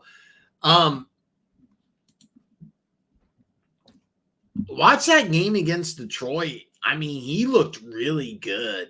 And look at the receivers he's throwing to. A healthy Cooper Kupp, Puka Nakuda.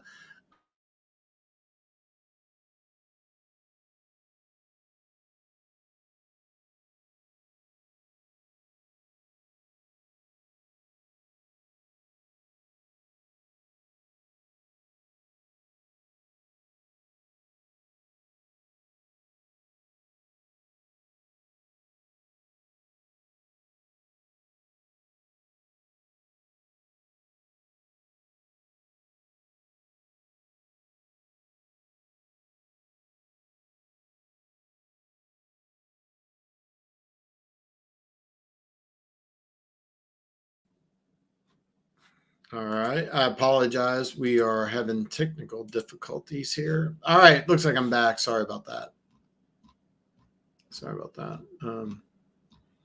God, I am behind on comments here. I'm sorry about that. The health's a lot. If healthy, Mahomes, Burrow, Allen, Lamar, Hurts, Herbert. Possibly. Yeah. Laporta is having a great training camp. I think I think so too. If he stays healthy, CJ is going to be a monster. I hope so, man. I'm gonna rapid fire some of these comments here because I got backed up, man. Yeah, I want you to not be mad at me because there's a lot of things I'm considering, but it was a rapid fire response. But I mean, I love Lamar Jackson. I love his game. It was funny. I was watching something about it was I think ESPN or something had top 25 college players in the last 25 years, top 25 or 25. I think Lamar Jackson was 12. I'm like, no, way too low. Yeah. Yeah, if Lamar's healthy, he is. Josh Allen's so damn good, he's underrated at this point. Yeah, I mean, he's done some amazing things. I want to see what he does without Diggs, though. There's a lot of hype about this Keon Coleman kid, but he should look good in shorts. What do you think of these high-end contracts? Which ones are good value and overpaid? The Jordan Love contract floored me. You're giving him a boatload of money, and I mean, he played really good down the stretch, but I mean, first couple weeks of the year, it didn't look good. You're paying an awful lot of money for a guy that had a good half season. Tua getting big time money and the Dolphins committing to him. Can he stay healthy? That, is Tua a top 5 quarterback if he can stay healthy? I don't think he is. And I think that what you saw last season, I think it's the very best that Tua can do. I don't know if he can do any better. So those are overpaid dudes. Chris Jones got a lot of money for turning 30 after winning a couple rings and being in the league for a while. That could really bite Kansas City in the ass. I talked about the Von Miller contract. That's really hamstrung Buffalo. Von Miller's going to make over $20 million this year. I think he made over $25 million last year, and he didn't even have a sack. If Chris Jones plays at the level of play that he's played at, it's a good deal. How many guys hit 30 and play increases? There's a very good chance if the secondary struggles, the Chiefs may look back and like, man, we should pay Snead instead. So, You know, I've been at, I mean, it's kind of, it's old news really, but, you know, the Daniel Jones contract, not a good one. We'll have to find out about Brian Burns getting all that money. We're going to have to wait and see, man. Good value, good value. I have a bad feeling, as much as I love the player, I think Josh Jacobs may not fit in that scheme. I'm going to find out because, like, he's the tackle guy, but they used Aaron Jones as a stretch dude. Aaron Jones in Minnesota could be fantastic. I mean, he was the guy that really carried the Packers, not Jordan Love. It was Aaron Jones. Remember, he had 3 straight 100-yard games to get the Packers into the playoffs. We'll have to find out if he does that with Minnesota. Watch out, because the Vikings, the one thing that they, besides quarterbacks just falling down left and right, they didn't have a running game. That could be a very, Aaron Jones going to Minnesota may be a sneaky good contract. I won't find out. 6th best quarterback, I could see that. We'll have to wait and see. That was a great question, and I just off the top of my head, rapid fire. That's what I gave you. So there's a big media buzz around the Chargers this season. There's one every season, and Justin Herbert sitting out of camp for the next couple of weeks and being a not. They're saying he may start week 1. The plan is for him to start week 1. But you don't know. He only knows he's got a new scheme. He's got new receivers, and he's not going to be able to practice. Not a good thing. I hope you're feeling well, brother. I didn't know what was going on, but man, you can always hit me up. Always hit me up, brother. Nate Wiggins may be the only quarterback who can run down Tyreek Hill due to super fast. Glad we drafted him. I was kind of surprised because the Ravens traditionally like bigger, more physical dudes, and Wiggins not a physical dude. But if you had to say, give me a guy that can play man coming out of college, it's Wiggins. The 40 time was, I want to quote you, 4.27 or 4.29. I think it was 4.29. He blasted below 4.3, and he's got speed galore, and he's got man coverage ability. It's 4.28. Okay. Not a physical dude. And I think at the combine he was like 170, 173, needs to put on the NFL 20. And you know, one thing about the AFC North is that, you know, Pittsburgh runs the ball, Cleveland runs the ball. Cincinnati's going to be interesting to see what they do, but they're not really, you know, they got rid of Mixon, who was a bigger running back. So,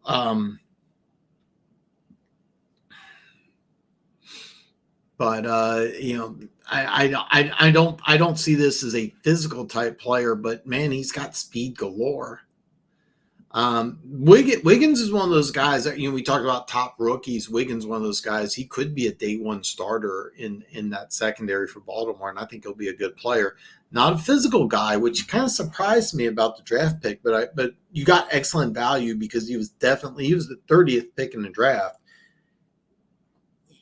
Most years that's probably corner number 1. So when you pay a quarterback big money, you got to be sure he's the guy going forward. I don't think T-Law could be bad, but if you don't take the next step, Tuan Love could be bad.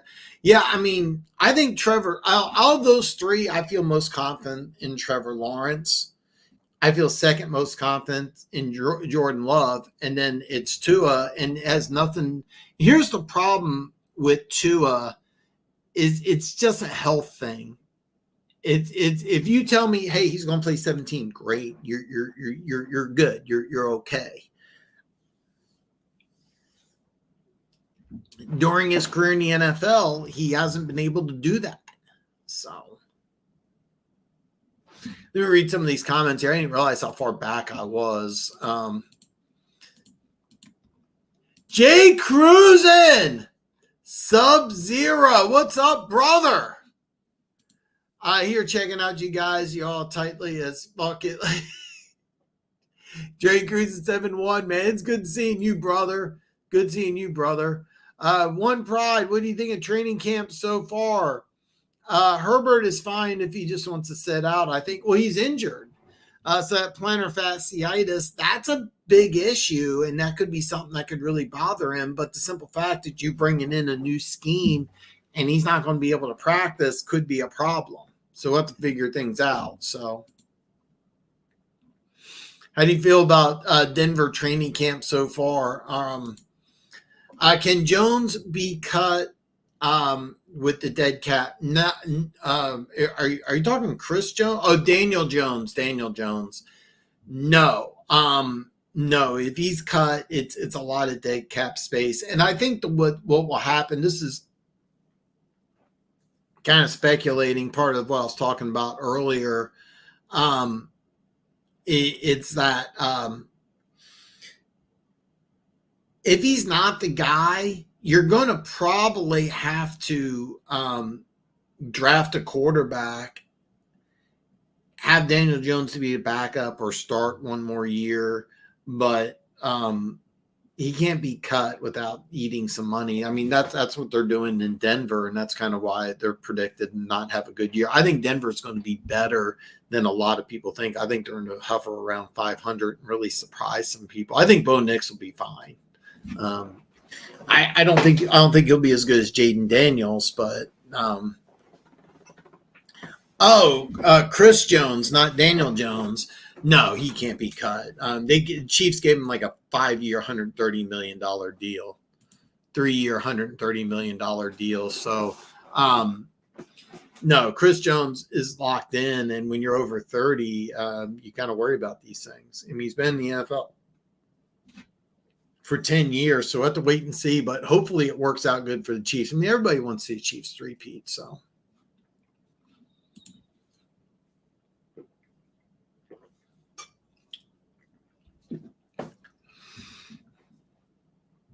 Talking about the tackle for the Lions. If I remember correctly, they had to sign him. But now that you got Penei Sewell, a lot of you guys are telling me there was talk about Penei Sewell going over to the left side. I don't see it. But if that's who you're talking about, then yeah. Well, I mean, by the way, I don't think so at all. I think that he needs to get in there because I was just seeing something on social media. They have a lot of hopes for Ladd McConkey being wide receiver number 1, and that's a loss, by the way, because last year your first round pick was Quentin Johnston when you should have drafted Brian Branch. But if Quentin Johnston's not your number 1 dude, that's not a good draft pick. If Ladd McConkey, the guy you got in the second round, a second-round rookie, is playing better than your first-round pick from 2 years ago who had all this athleticism, that's a problem. I think it's a problem him not being there because you got a second-year receiver, a first-year receiver, a third-year receiver, and you lost your top 2 guys, in Keenan Allen and Mike Williams. So it's not fine. It's really not. And you also have a rookie right tackle, and I think Joe Alt's going to be just fine. I mean, let's be very clear. I think you're going to be fine with Joe Alt, but you got a lot of new pieces in play. Oh yeah, a new offense that you have to learn. So him sitting out, no, it's not fine because the hype on the Chargers, as you're hearing from a Lions fan, you're hearing this from a Lions fan, there's a big buzz. So,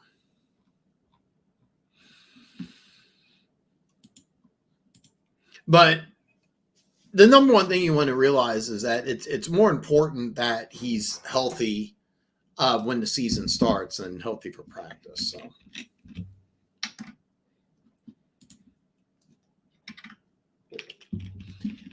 Perry asks, does Wiggins have a good football IQ? If he doesn't, speed doesn't mean anything. Yes, he has excellent football IQ.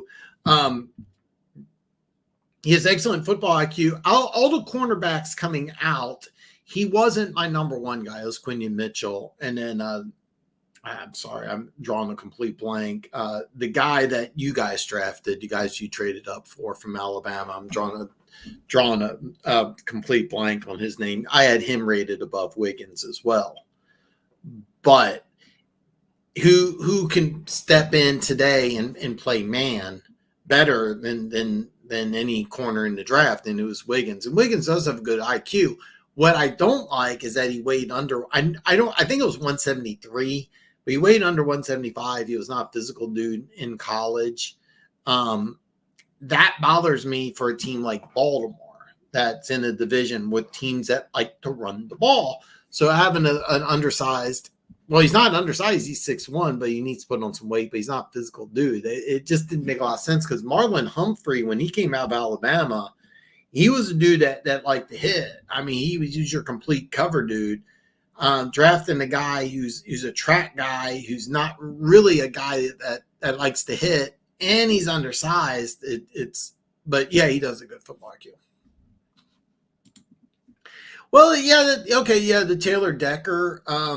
If I remember correctly, at the time when they signed him, they wanted to solidify the left tackle, and they were trying to put pieces together, on the offensive line because you had Glasgow at center. I think he had a good guard at the time, but we'll have to figure it out.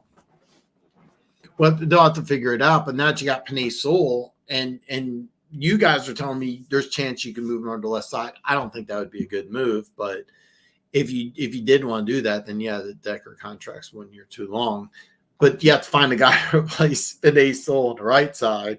Personally, I think you're good with your tackles. Glasgow will. I'm drawing a blank here of Glasgow. I have to think of the names here because you have the center that you drafted out of Arkansas, and then you signed Glasgow, and you signed the guy from Baltimore. I know he's 34, but it's a good signing. The offensive line's solid. I mean, let's be honest. One of the strengths of the Detroit Lions is the offensive line. So, oh God, this would be so much fun. Lions versus Packers NFC Championship game. I think the 49ers will take a step back. I think the 49ers definitely take a step back. I have no idea what's going on in the Brandon Ayuk situation. They had some questions on the offensive line. I do like the third-round pick out of Kansas. I think he'll be a day one starter. Losing Eric Armstead could be massive. Dre Greenlaw, is he going to come back at 100%? I had some issues with their secondary. Even before, Nafada got hurt. Now Nafada's back, but he got injured during the midseason. Is he going to be back at 100%? There's some legitimate questions about the 49ers.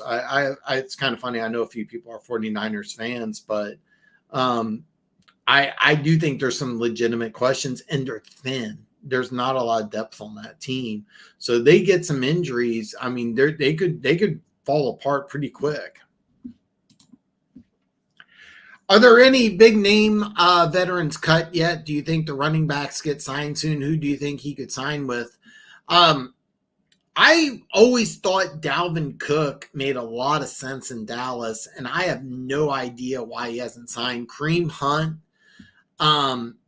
Honestly, I would have thought Kareem Hunt would have been signed with Dallas, but after you signed Ezekiel Elliott, then Hunt will be signed very, very, very soon. But Dalvin Cook made a lot of sense in Dallas, and I think you can get him relatively cheap, and I think it would be a nice 1-2 punch there in Dallas. I don't understand why it hasn't worked. I kind of think that what they're hoping is that Ezekiel Elliott can be that 300 to 350 touch guy, and then the other running backs that they got on the roster can just spell them for obvious third down situations. I would not bank on Ezekiel Elliott being a 300, 350 touch guy anymore. It kind of seems like Dallas is banking on that. I will say this. I do think the Dallas offensive line will be fine. I think Tyler Guyton's going to be a really good player, but that's a lot to ask on a guy who was. I will say this: I liked what he did with the Patriots last year, but I think he's a complimentary guy, not a featured guy. So, but Dalvin Cook, I think that would be a great fit in Dallas, and I don't know why it hasn't happened yet.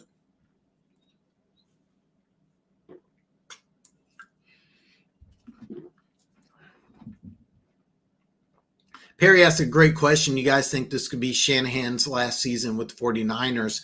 No, I do not. But I do think that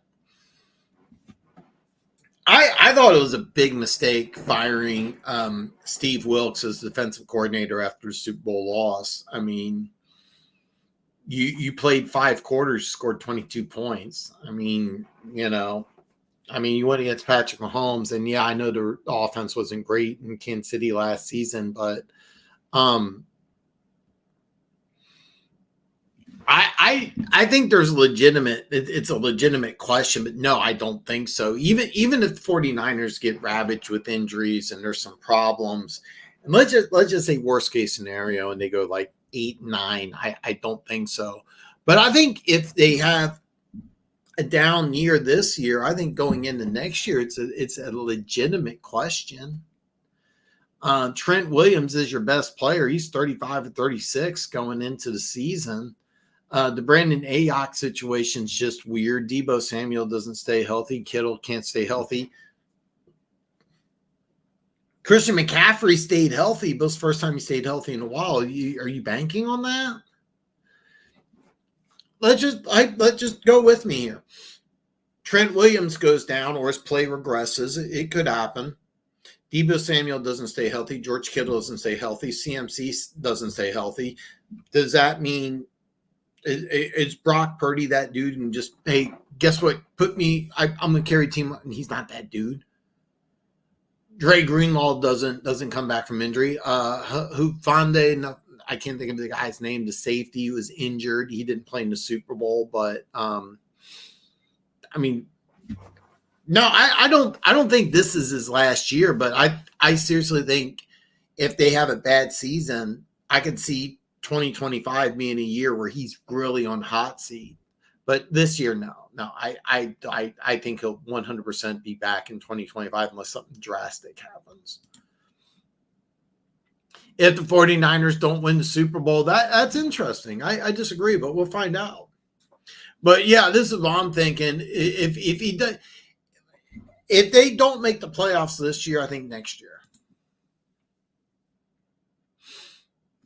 I like BJ Reader. And then one thing the Lions brought in, and nobody talked about it, but Marcus Davenport, he's a guy that if he just stays healthy, he can be a really, really, really good player.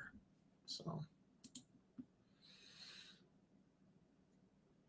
yeah, I think that even if they win 7 or 8 games this year and don't make the playoffs, I think Shanahan will 100% be back for 2025. But I think 2025, there could be some heat.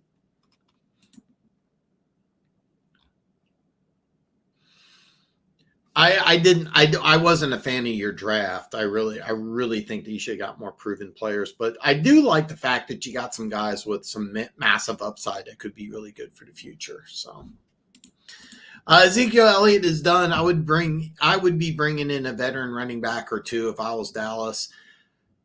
I really think that Dallas Cowboys are happy saying, you know what, Tyler Guyton's going to be really good. Cooper Beebe eventually will be a really good starter, and we'll have a really good offensive line. So we can deal with Ezekiel Elliott being 80 to 85% of what he was. And we think he can handle 350 touches. I don't see it personally.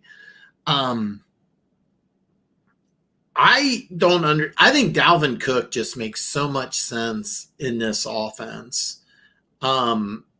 It really makes a lot of sense to me. And he's the type of running back that would excel in McCarthy's system. What McCarthy did in Green Bay, he had a guy exactly like Dalvin Cook. It just made sense. It just makes sense.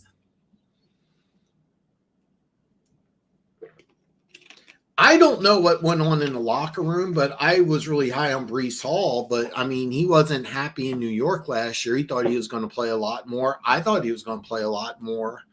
And he really didn't. Now keep in mind the Jets quarterback situation and offensive line situation was so bad, it really didn't matter who was playing running back. But I mean, I really expected Dalvin Cook to play more. Did he not understand the offense because he got in late? Was there some issues? He was public. He wasn't happy there. Maybe he rubbed some executives the wrong way or something. But Dalvin Cook makes so much sense in Dallas. I don't get why it hasn't happened. I really don't get why it hasn't happened. And if you're Dalvin Cook, I'm looking at Dallas like this is a perfect situation. I can go here. I'm in a big media market.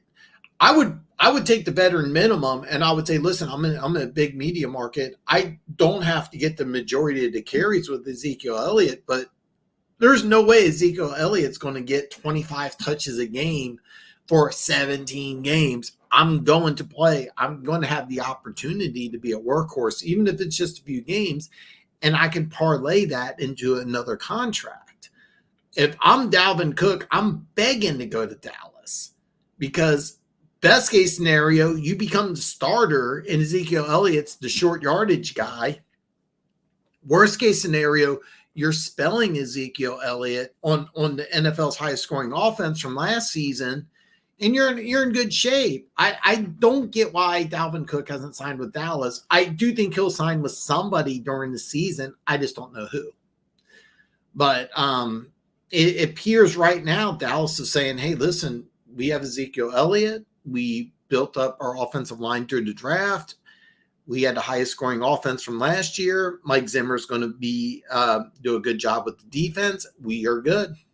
We just collapsed in the playoffs. It was a fluke, and we're good. And that's kind of what it seems like Dallas is doing. Dalvin Cook to Dallas makes so much sense. I'll have Dallas stay clueless right now. The better for me. I think the 49ers should be trading older players to cut cap and get draft capital, rebuild or retool. Well, that's what they did. They got rid of Eric Armstead, which I think is a mistake. They're trying to trade Brandon Ayuk, but that story changes every single day. But I think that's what they're trying to do. They traded Trey Lance for a 4th round pick. They made some moves in the draft. I thought some decent moves in the draft. I didn't like taking a receiver, nothing against Pearsall. It's just that there's a few other players I would have taken instead if I was 49ers. And also you could have traded down and probably taken Pearsall later. But it kind of seems like the 49ers are they got rid of Armstead, so it kind of seems like that is what they're doing, but they have to figure out a way to replace Trent Williams, which they really didn't do. It looks like they're getting ready to move either Samuel or Ayuk. That's why you draft Pearsall. Okay, that makes sense. But you're also banking on a lot of players coming back from injury. Dre Greenlaw got hurt in the Super Bowl. What a horrible thing. And then the safety who was a first team All Pro last year, and then 2 years ago, got hurt in the middle of the season. I mean, we're going to find out. We're going to find out, but it kind of looks like they're trying to do both. They're trying to retool and get back to the Super Bowl. And by the way, I mean, if Purdy has a big year, you have to figure a way to pay him.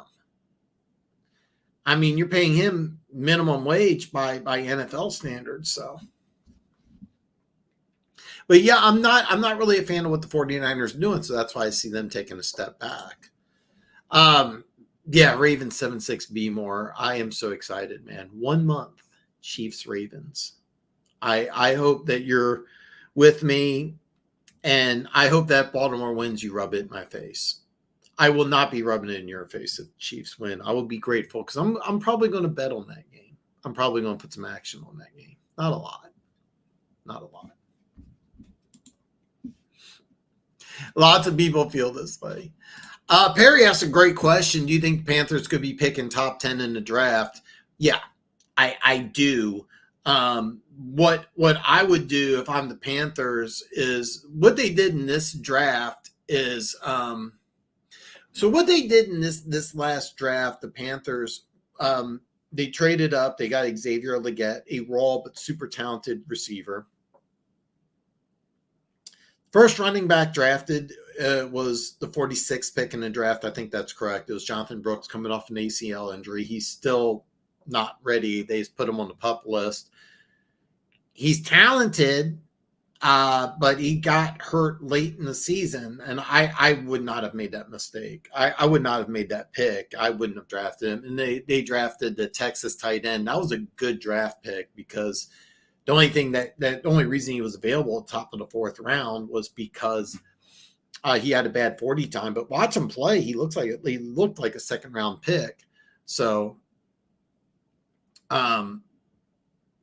offensively, they drafted young guys, but they're guys with upside that are not really finished products. And you're putting them with a team that's really struggling.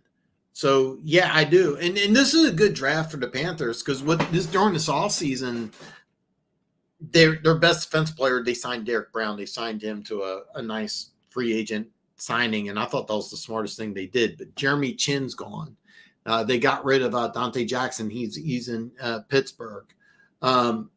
Frankie Lavu is joined Jeremy Chin in Washington. I think there's one other starter that they got rid of too. So, and the defense wasn't great last year in Carolina. There was more problems on the offensive side of the ball than the defensive side of the ball. This is a good draft for the Panthers to pick high in because this is a defensive loaded draft. So I hope so. Ravens 7-6 be more, and hopefully I do a good job. I'm excited because I'm going to watch a lot of Ravens and Chiefs Of course, I'm going to watch Chiefs, but I'm going to watch a lot of Ravens preseason. So yeah.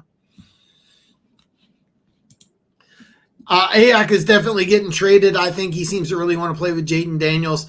That to me makes a lot of sense. They were college teammates at Arizona State. I really think that makes a lot of sense. Washington needs another weapon. Now, they used a first-round pick 2 years ago on Jahan Dotson. He was injured last year, didn't play a lot. But early indicators are that they're really happy with him. But he's a smaller type of dude. You have Terry McLaurin, who I think is really underrated. Really, really underrated. You have a tight end who's pretty good. I'm drawing a blank on his name.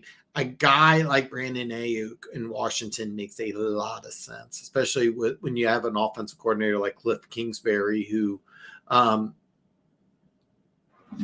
think would really work well. The problem is that I don't think Washington wants to make that move because if they make that move, they have to give up a draft pick, plus they have to give him a lot of money. And I don't think they want to do that right now. Could you work out something during the season where he goes to Washington for a fourth round draft pick because Ayak is just, there's no way that they can sign with the 49ers. And does Washington have enough cap space? That's going to be interesting. I personally think that him going to Washington makes a lot of sense. I just don't see Washington wanting to give up a high draft pick. And the 49ers, as of right now, they want a high draft pick. I think at the trade deadline, this could happen, and it could be for something relatively small just because the 49ers want to recap something. And the 49ers may also be thinking, mid-season, hey, we need some draft picks because we got to rebuild. Yeah, a matter of fact, I'm actually excited to see him play because that could be an issue. Is that hey, Dak Prescott, we don't want to pay him $60 million a year. Trey Lance, remember, he's the third pick in the draft. He has talent. There's no question he has talent. He was just raw. Is he in the right system? Could he work in Dallas? We'll find out. Dallas can't figure out how to pay Dak his money, contract ring rate. I don't think Lance will develop if he can't develop with Shanahan there. Not much hope. Well, according to the Niners, it wasn't a question of Lance. It was just more of a question of Brock Purdy just being this diamond in the rough, like the next Tom Brady. But I personally just think it was a bad draft pick, and we'll see what happens. But I mean, that's one of the things I can't wait for preseason, and that's one of the things we're going to see a lot of. We're going to see a lot of Trey Lance in preseason, and we're going to find out because if he plays well in preseason, there's going to be a lot of talk in Dallas. So I think Ravens may have the edge. They top.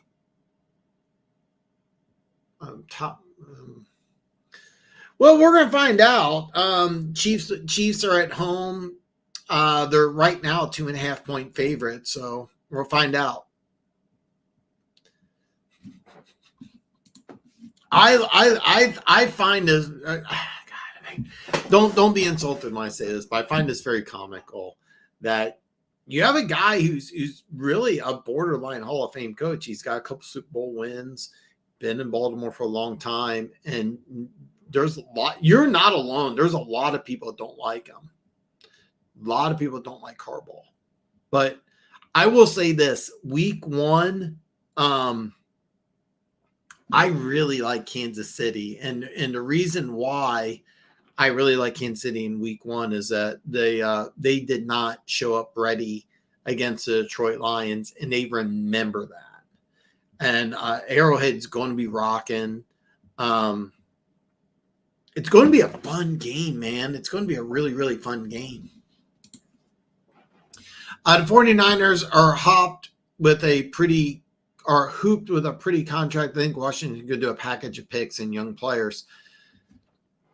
Here's the problem is that Washington just brought in a ton of players via free agency. A ton of players. And they're just trying to rebuild that whole team. So I don't think that they want to give a bunch of draft picks and young players for one guy. They're still I'm sorry, I got this hangnail been driving me nuts here. They have a lot of guys that they still need to bring into that team. That's not a finished product. So Washington brought in it like I just did a video, or I'm going to release the video Monday. So I just finished a part about the Washington Commanders last night. They have something like 6 new starters on defense alone. Then they have a few new starters on offense. Then they have a former first-round pick in Jahan Dotson. They have to figure out how to use him. Terry McLaurin, I think, is just a stud. Absolute stud. There's some problems with the offensive line. I mean, I don't want to say Eric Bieniemy is a bad offensive coordinator, but things, were kind of weird in Washington last year. It was weird on both sides of the ball. But Washington's trying to add players, so they don't want to do that. I think the only way that this works out is if the 49ers just say, hey, look, would you give us a 4th or a 3rd? And, maybe we'll kick back a 7th. And that's the only way it works. Do you remember Amari Cooper when he got traded to Cleveland from Dallas? They just did a flip-flop of a 5th and a 6th. And Amari Cooper is a number 1 legitimate wide receiver, but Dallas knew that they had CeeDee Lamb. They also knew that they couldn't afford to pay him, and the Browns knew that too. That's why they got Amari Cooper for almost nothing. And it has to be that type of situation where, hey, we'll eat that. We'll because remember, Amari Cooper just signed a new deal too. We'll trade you, but we can't give you a lot of draft capital or players. So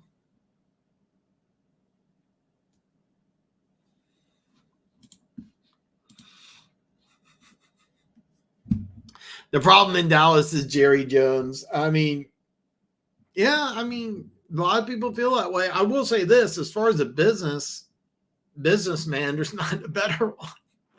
I mean, bought the team in '89 for $250 million. It's worth like $6 or $7 billion today. I mean, it's a great job what he's done. And I mean, he Jones family will be the Jones family is not going broke anytime soon. So,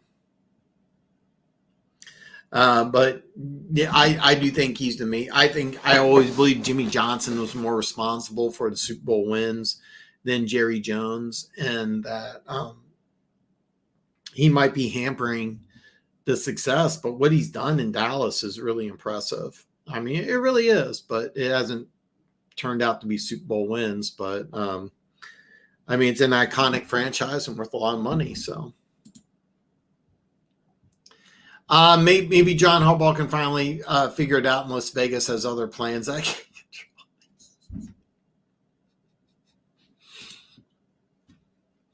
I don't trust him at all. No, it's really funny because there's a lot of guys that believe in this, but when you look at the body of work that Harbaugh's done, he's had a lot of success. He's won a couple Super Bowls. I think he'll go into Canton. I really do. I think him and Tomlin will go into Canton, but there's a lot of talk that Tomlin needs to go. You're not alone in saying that Harbaugh they should replace Harbaugh. I mean, I'm one of the few Chiefs fans that are going to tell you that Baltimore had the better team, and Baltimore lost that game more than the Chiefs won it. I'm one of the few Chiefs fans that'll tell you that, but that's the truth. That really is the truth. In that AFC Championship game, the Chiefs didn't win it as much as Baltimore lost it. And that's the truth. I hate doing this, but Zay Flowers single-handedly destroyed that game for you guys. He had that taunting penalty, then he fumbles the ball, and he doesn't fumble the ball. You score a touchdown. That's the difference in the game. And I'm not saying Zay Flowers is a bad kid or a bad player, but he choked. I don't know if you can blame that on Harbaugh. I don't know if you can blame Harbaugh for that. I mean, L'Jarius Sneed also made a great play, and he's no longer with the Chiefs. We're going to find out.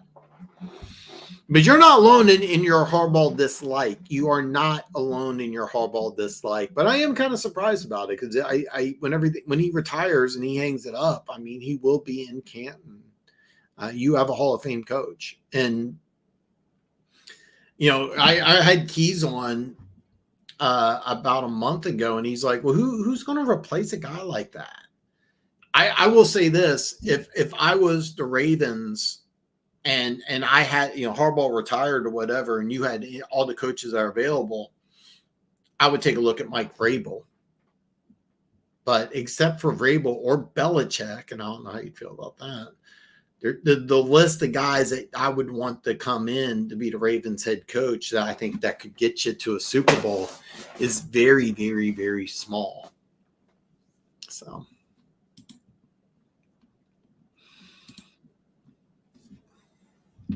Why they call him Jerry's World? Because he's. I like it.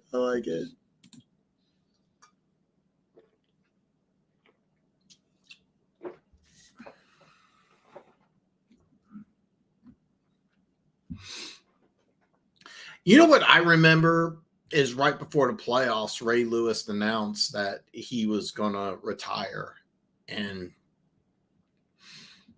I think Ray Lewis is the greatest middle linebacker to ever live. I do. And if you want to tell me it's Butkus, I'd say great. Well, great. Ray Lewis played twice as long. Ray Lewis had 2 Super Bowls, including an MVP.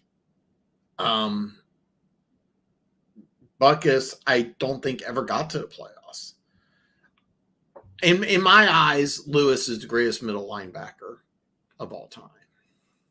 When he announced that he was going to retire, I think he carried that team.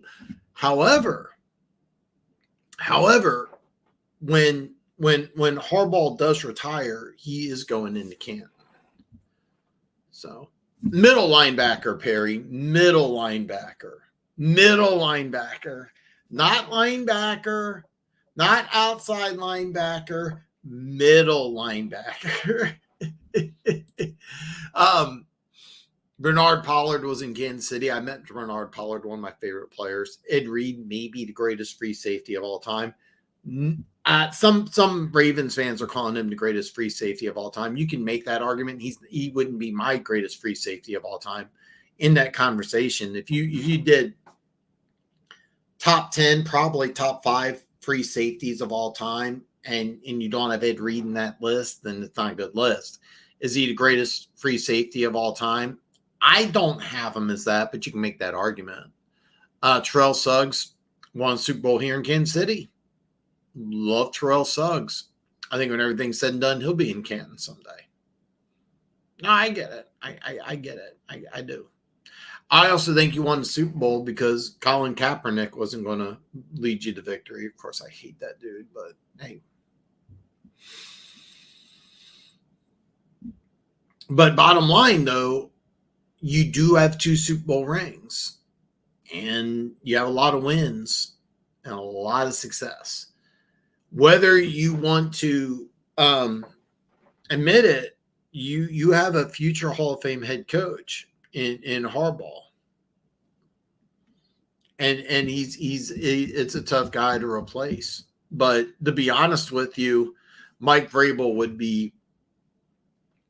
If John, let's just say at the end of the season, you have to replace Harbaugh. The number 1 guy would be Mike Vrabel.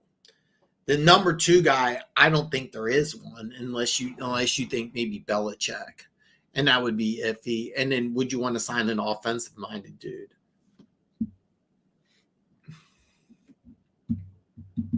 But a lot of questions. But really, the only answer would be. But I'm always kind of surprised to find out that you guys don't like a future Hall of Famer, but I mean, I get it.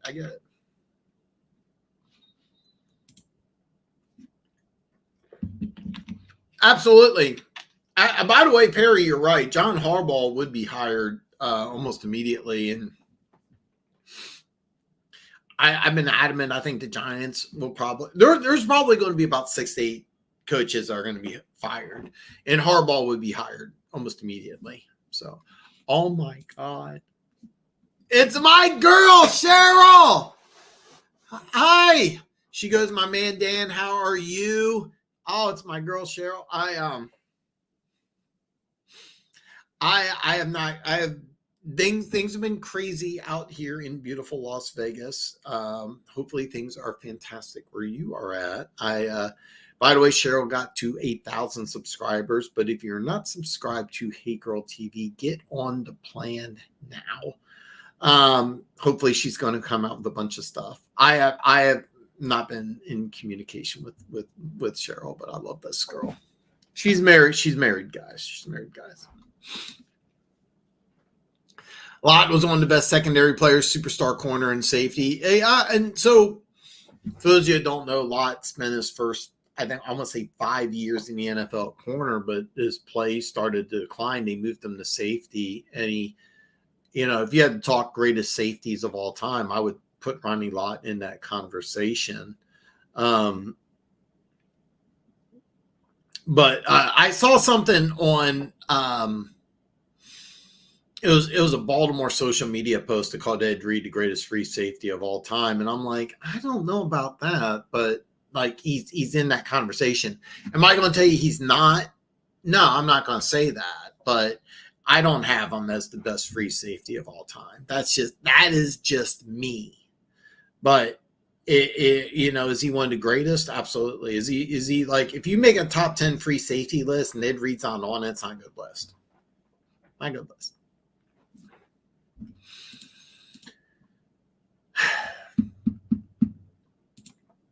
Guys, NFL season's here. In 1 month, we're going to have Chiefs Ravens. I will be live.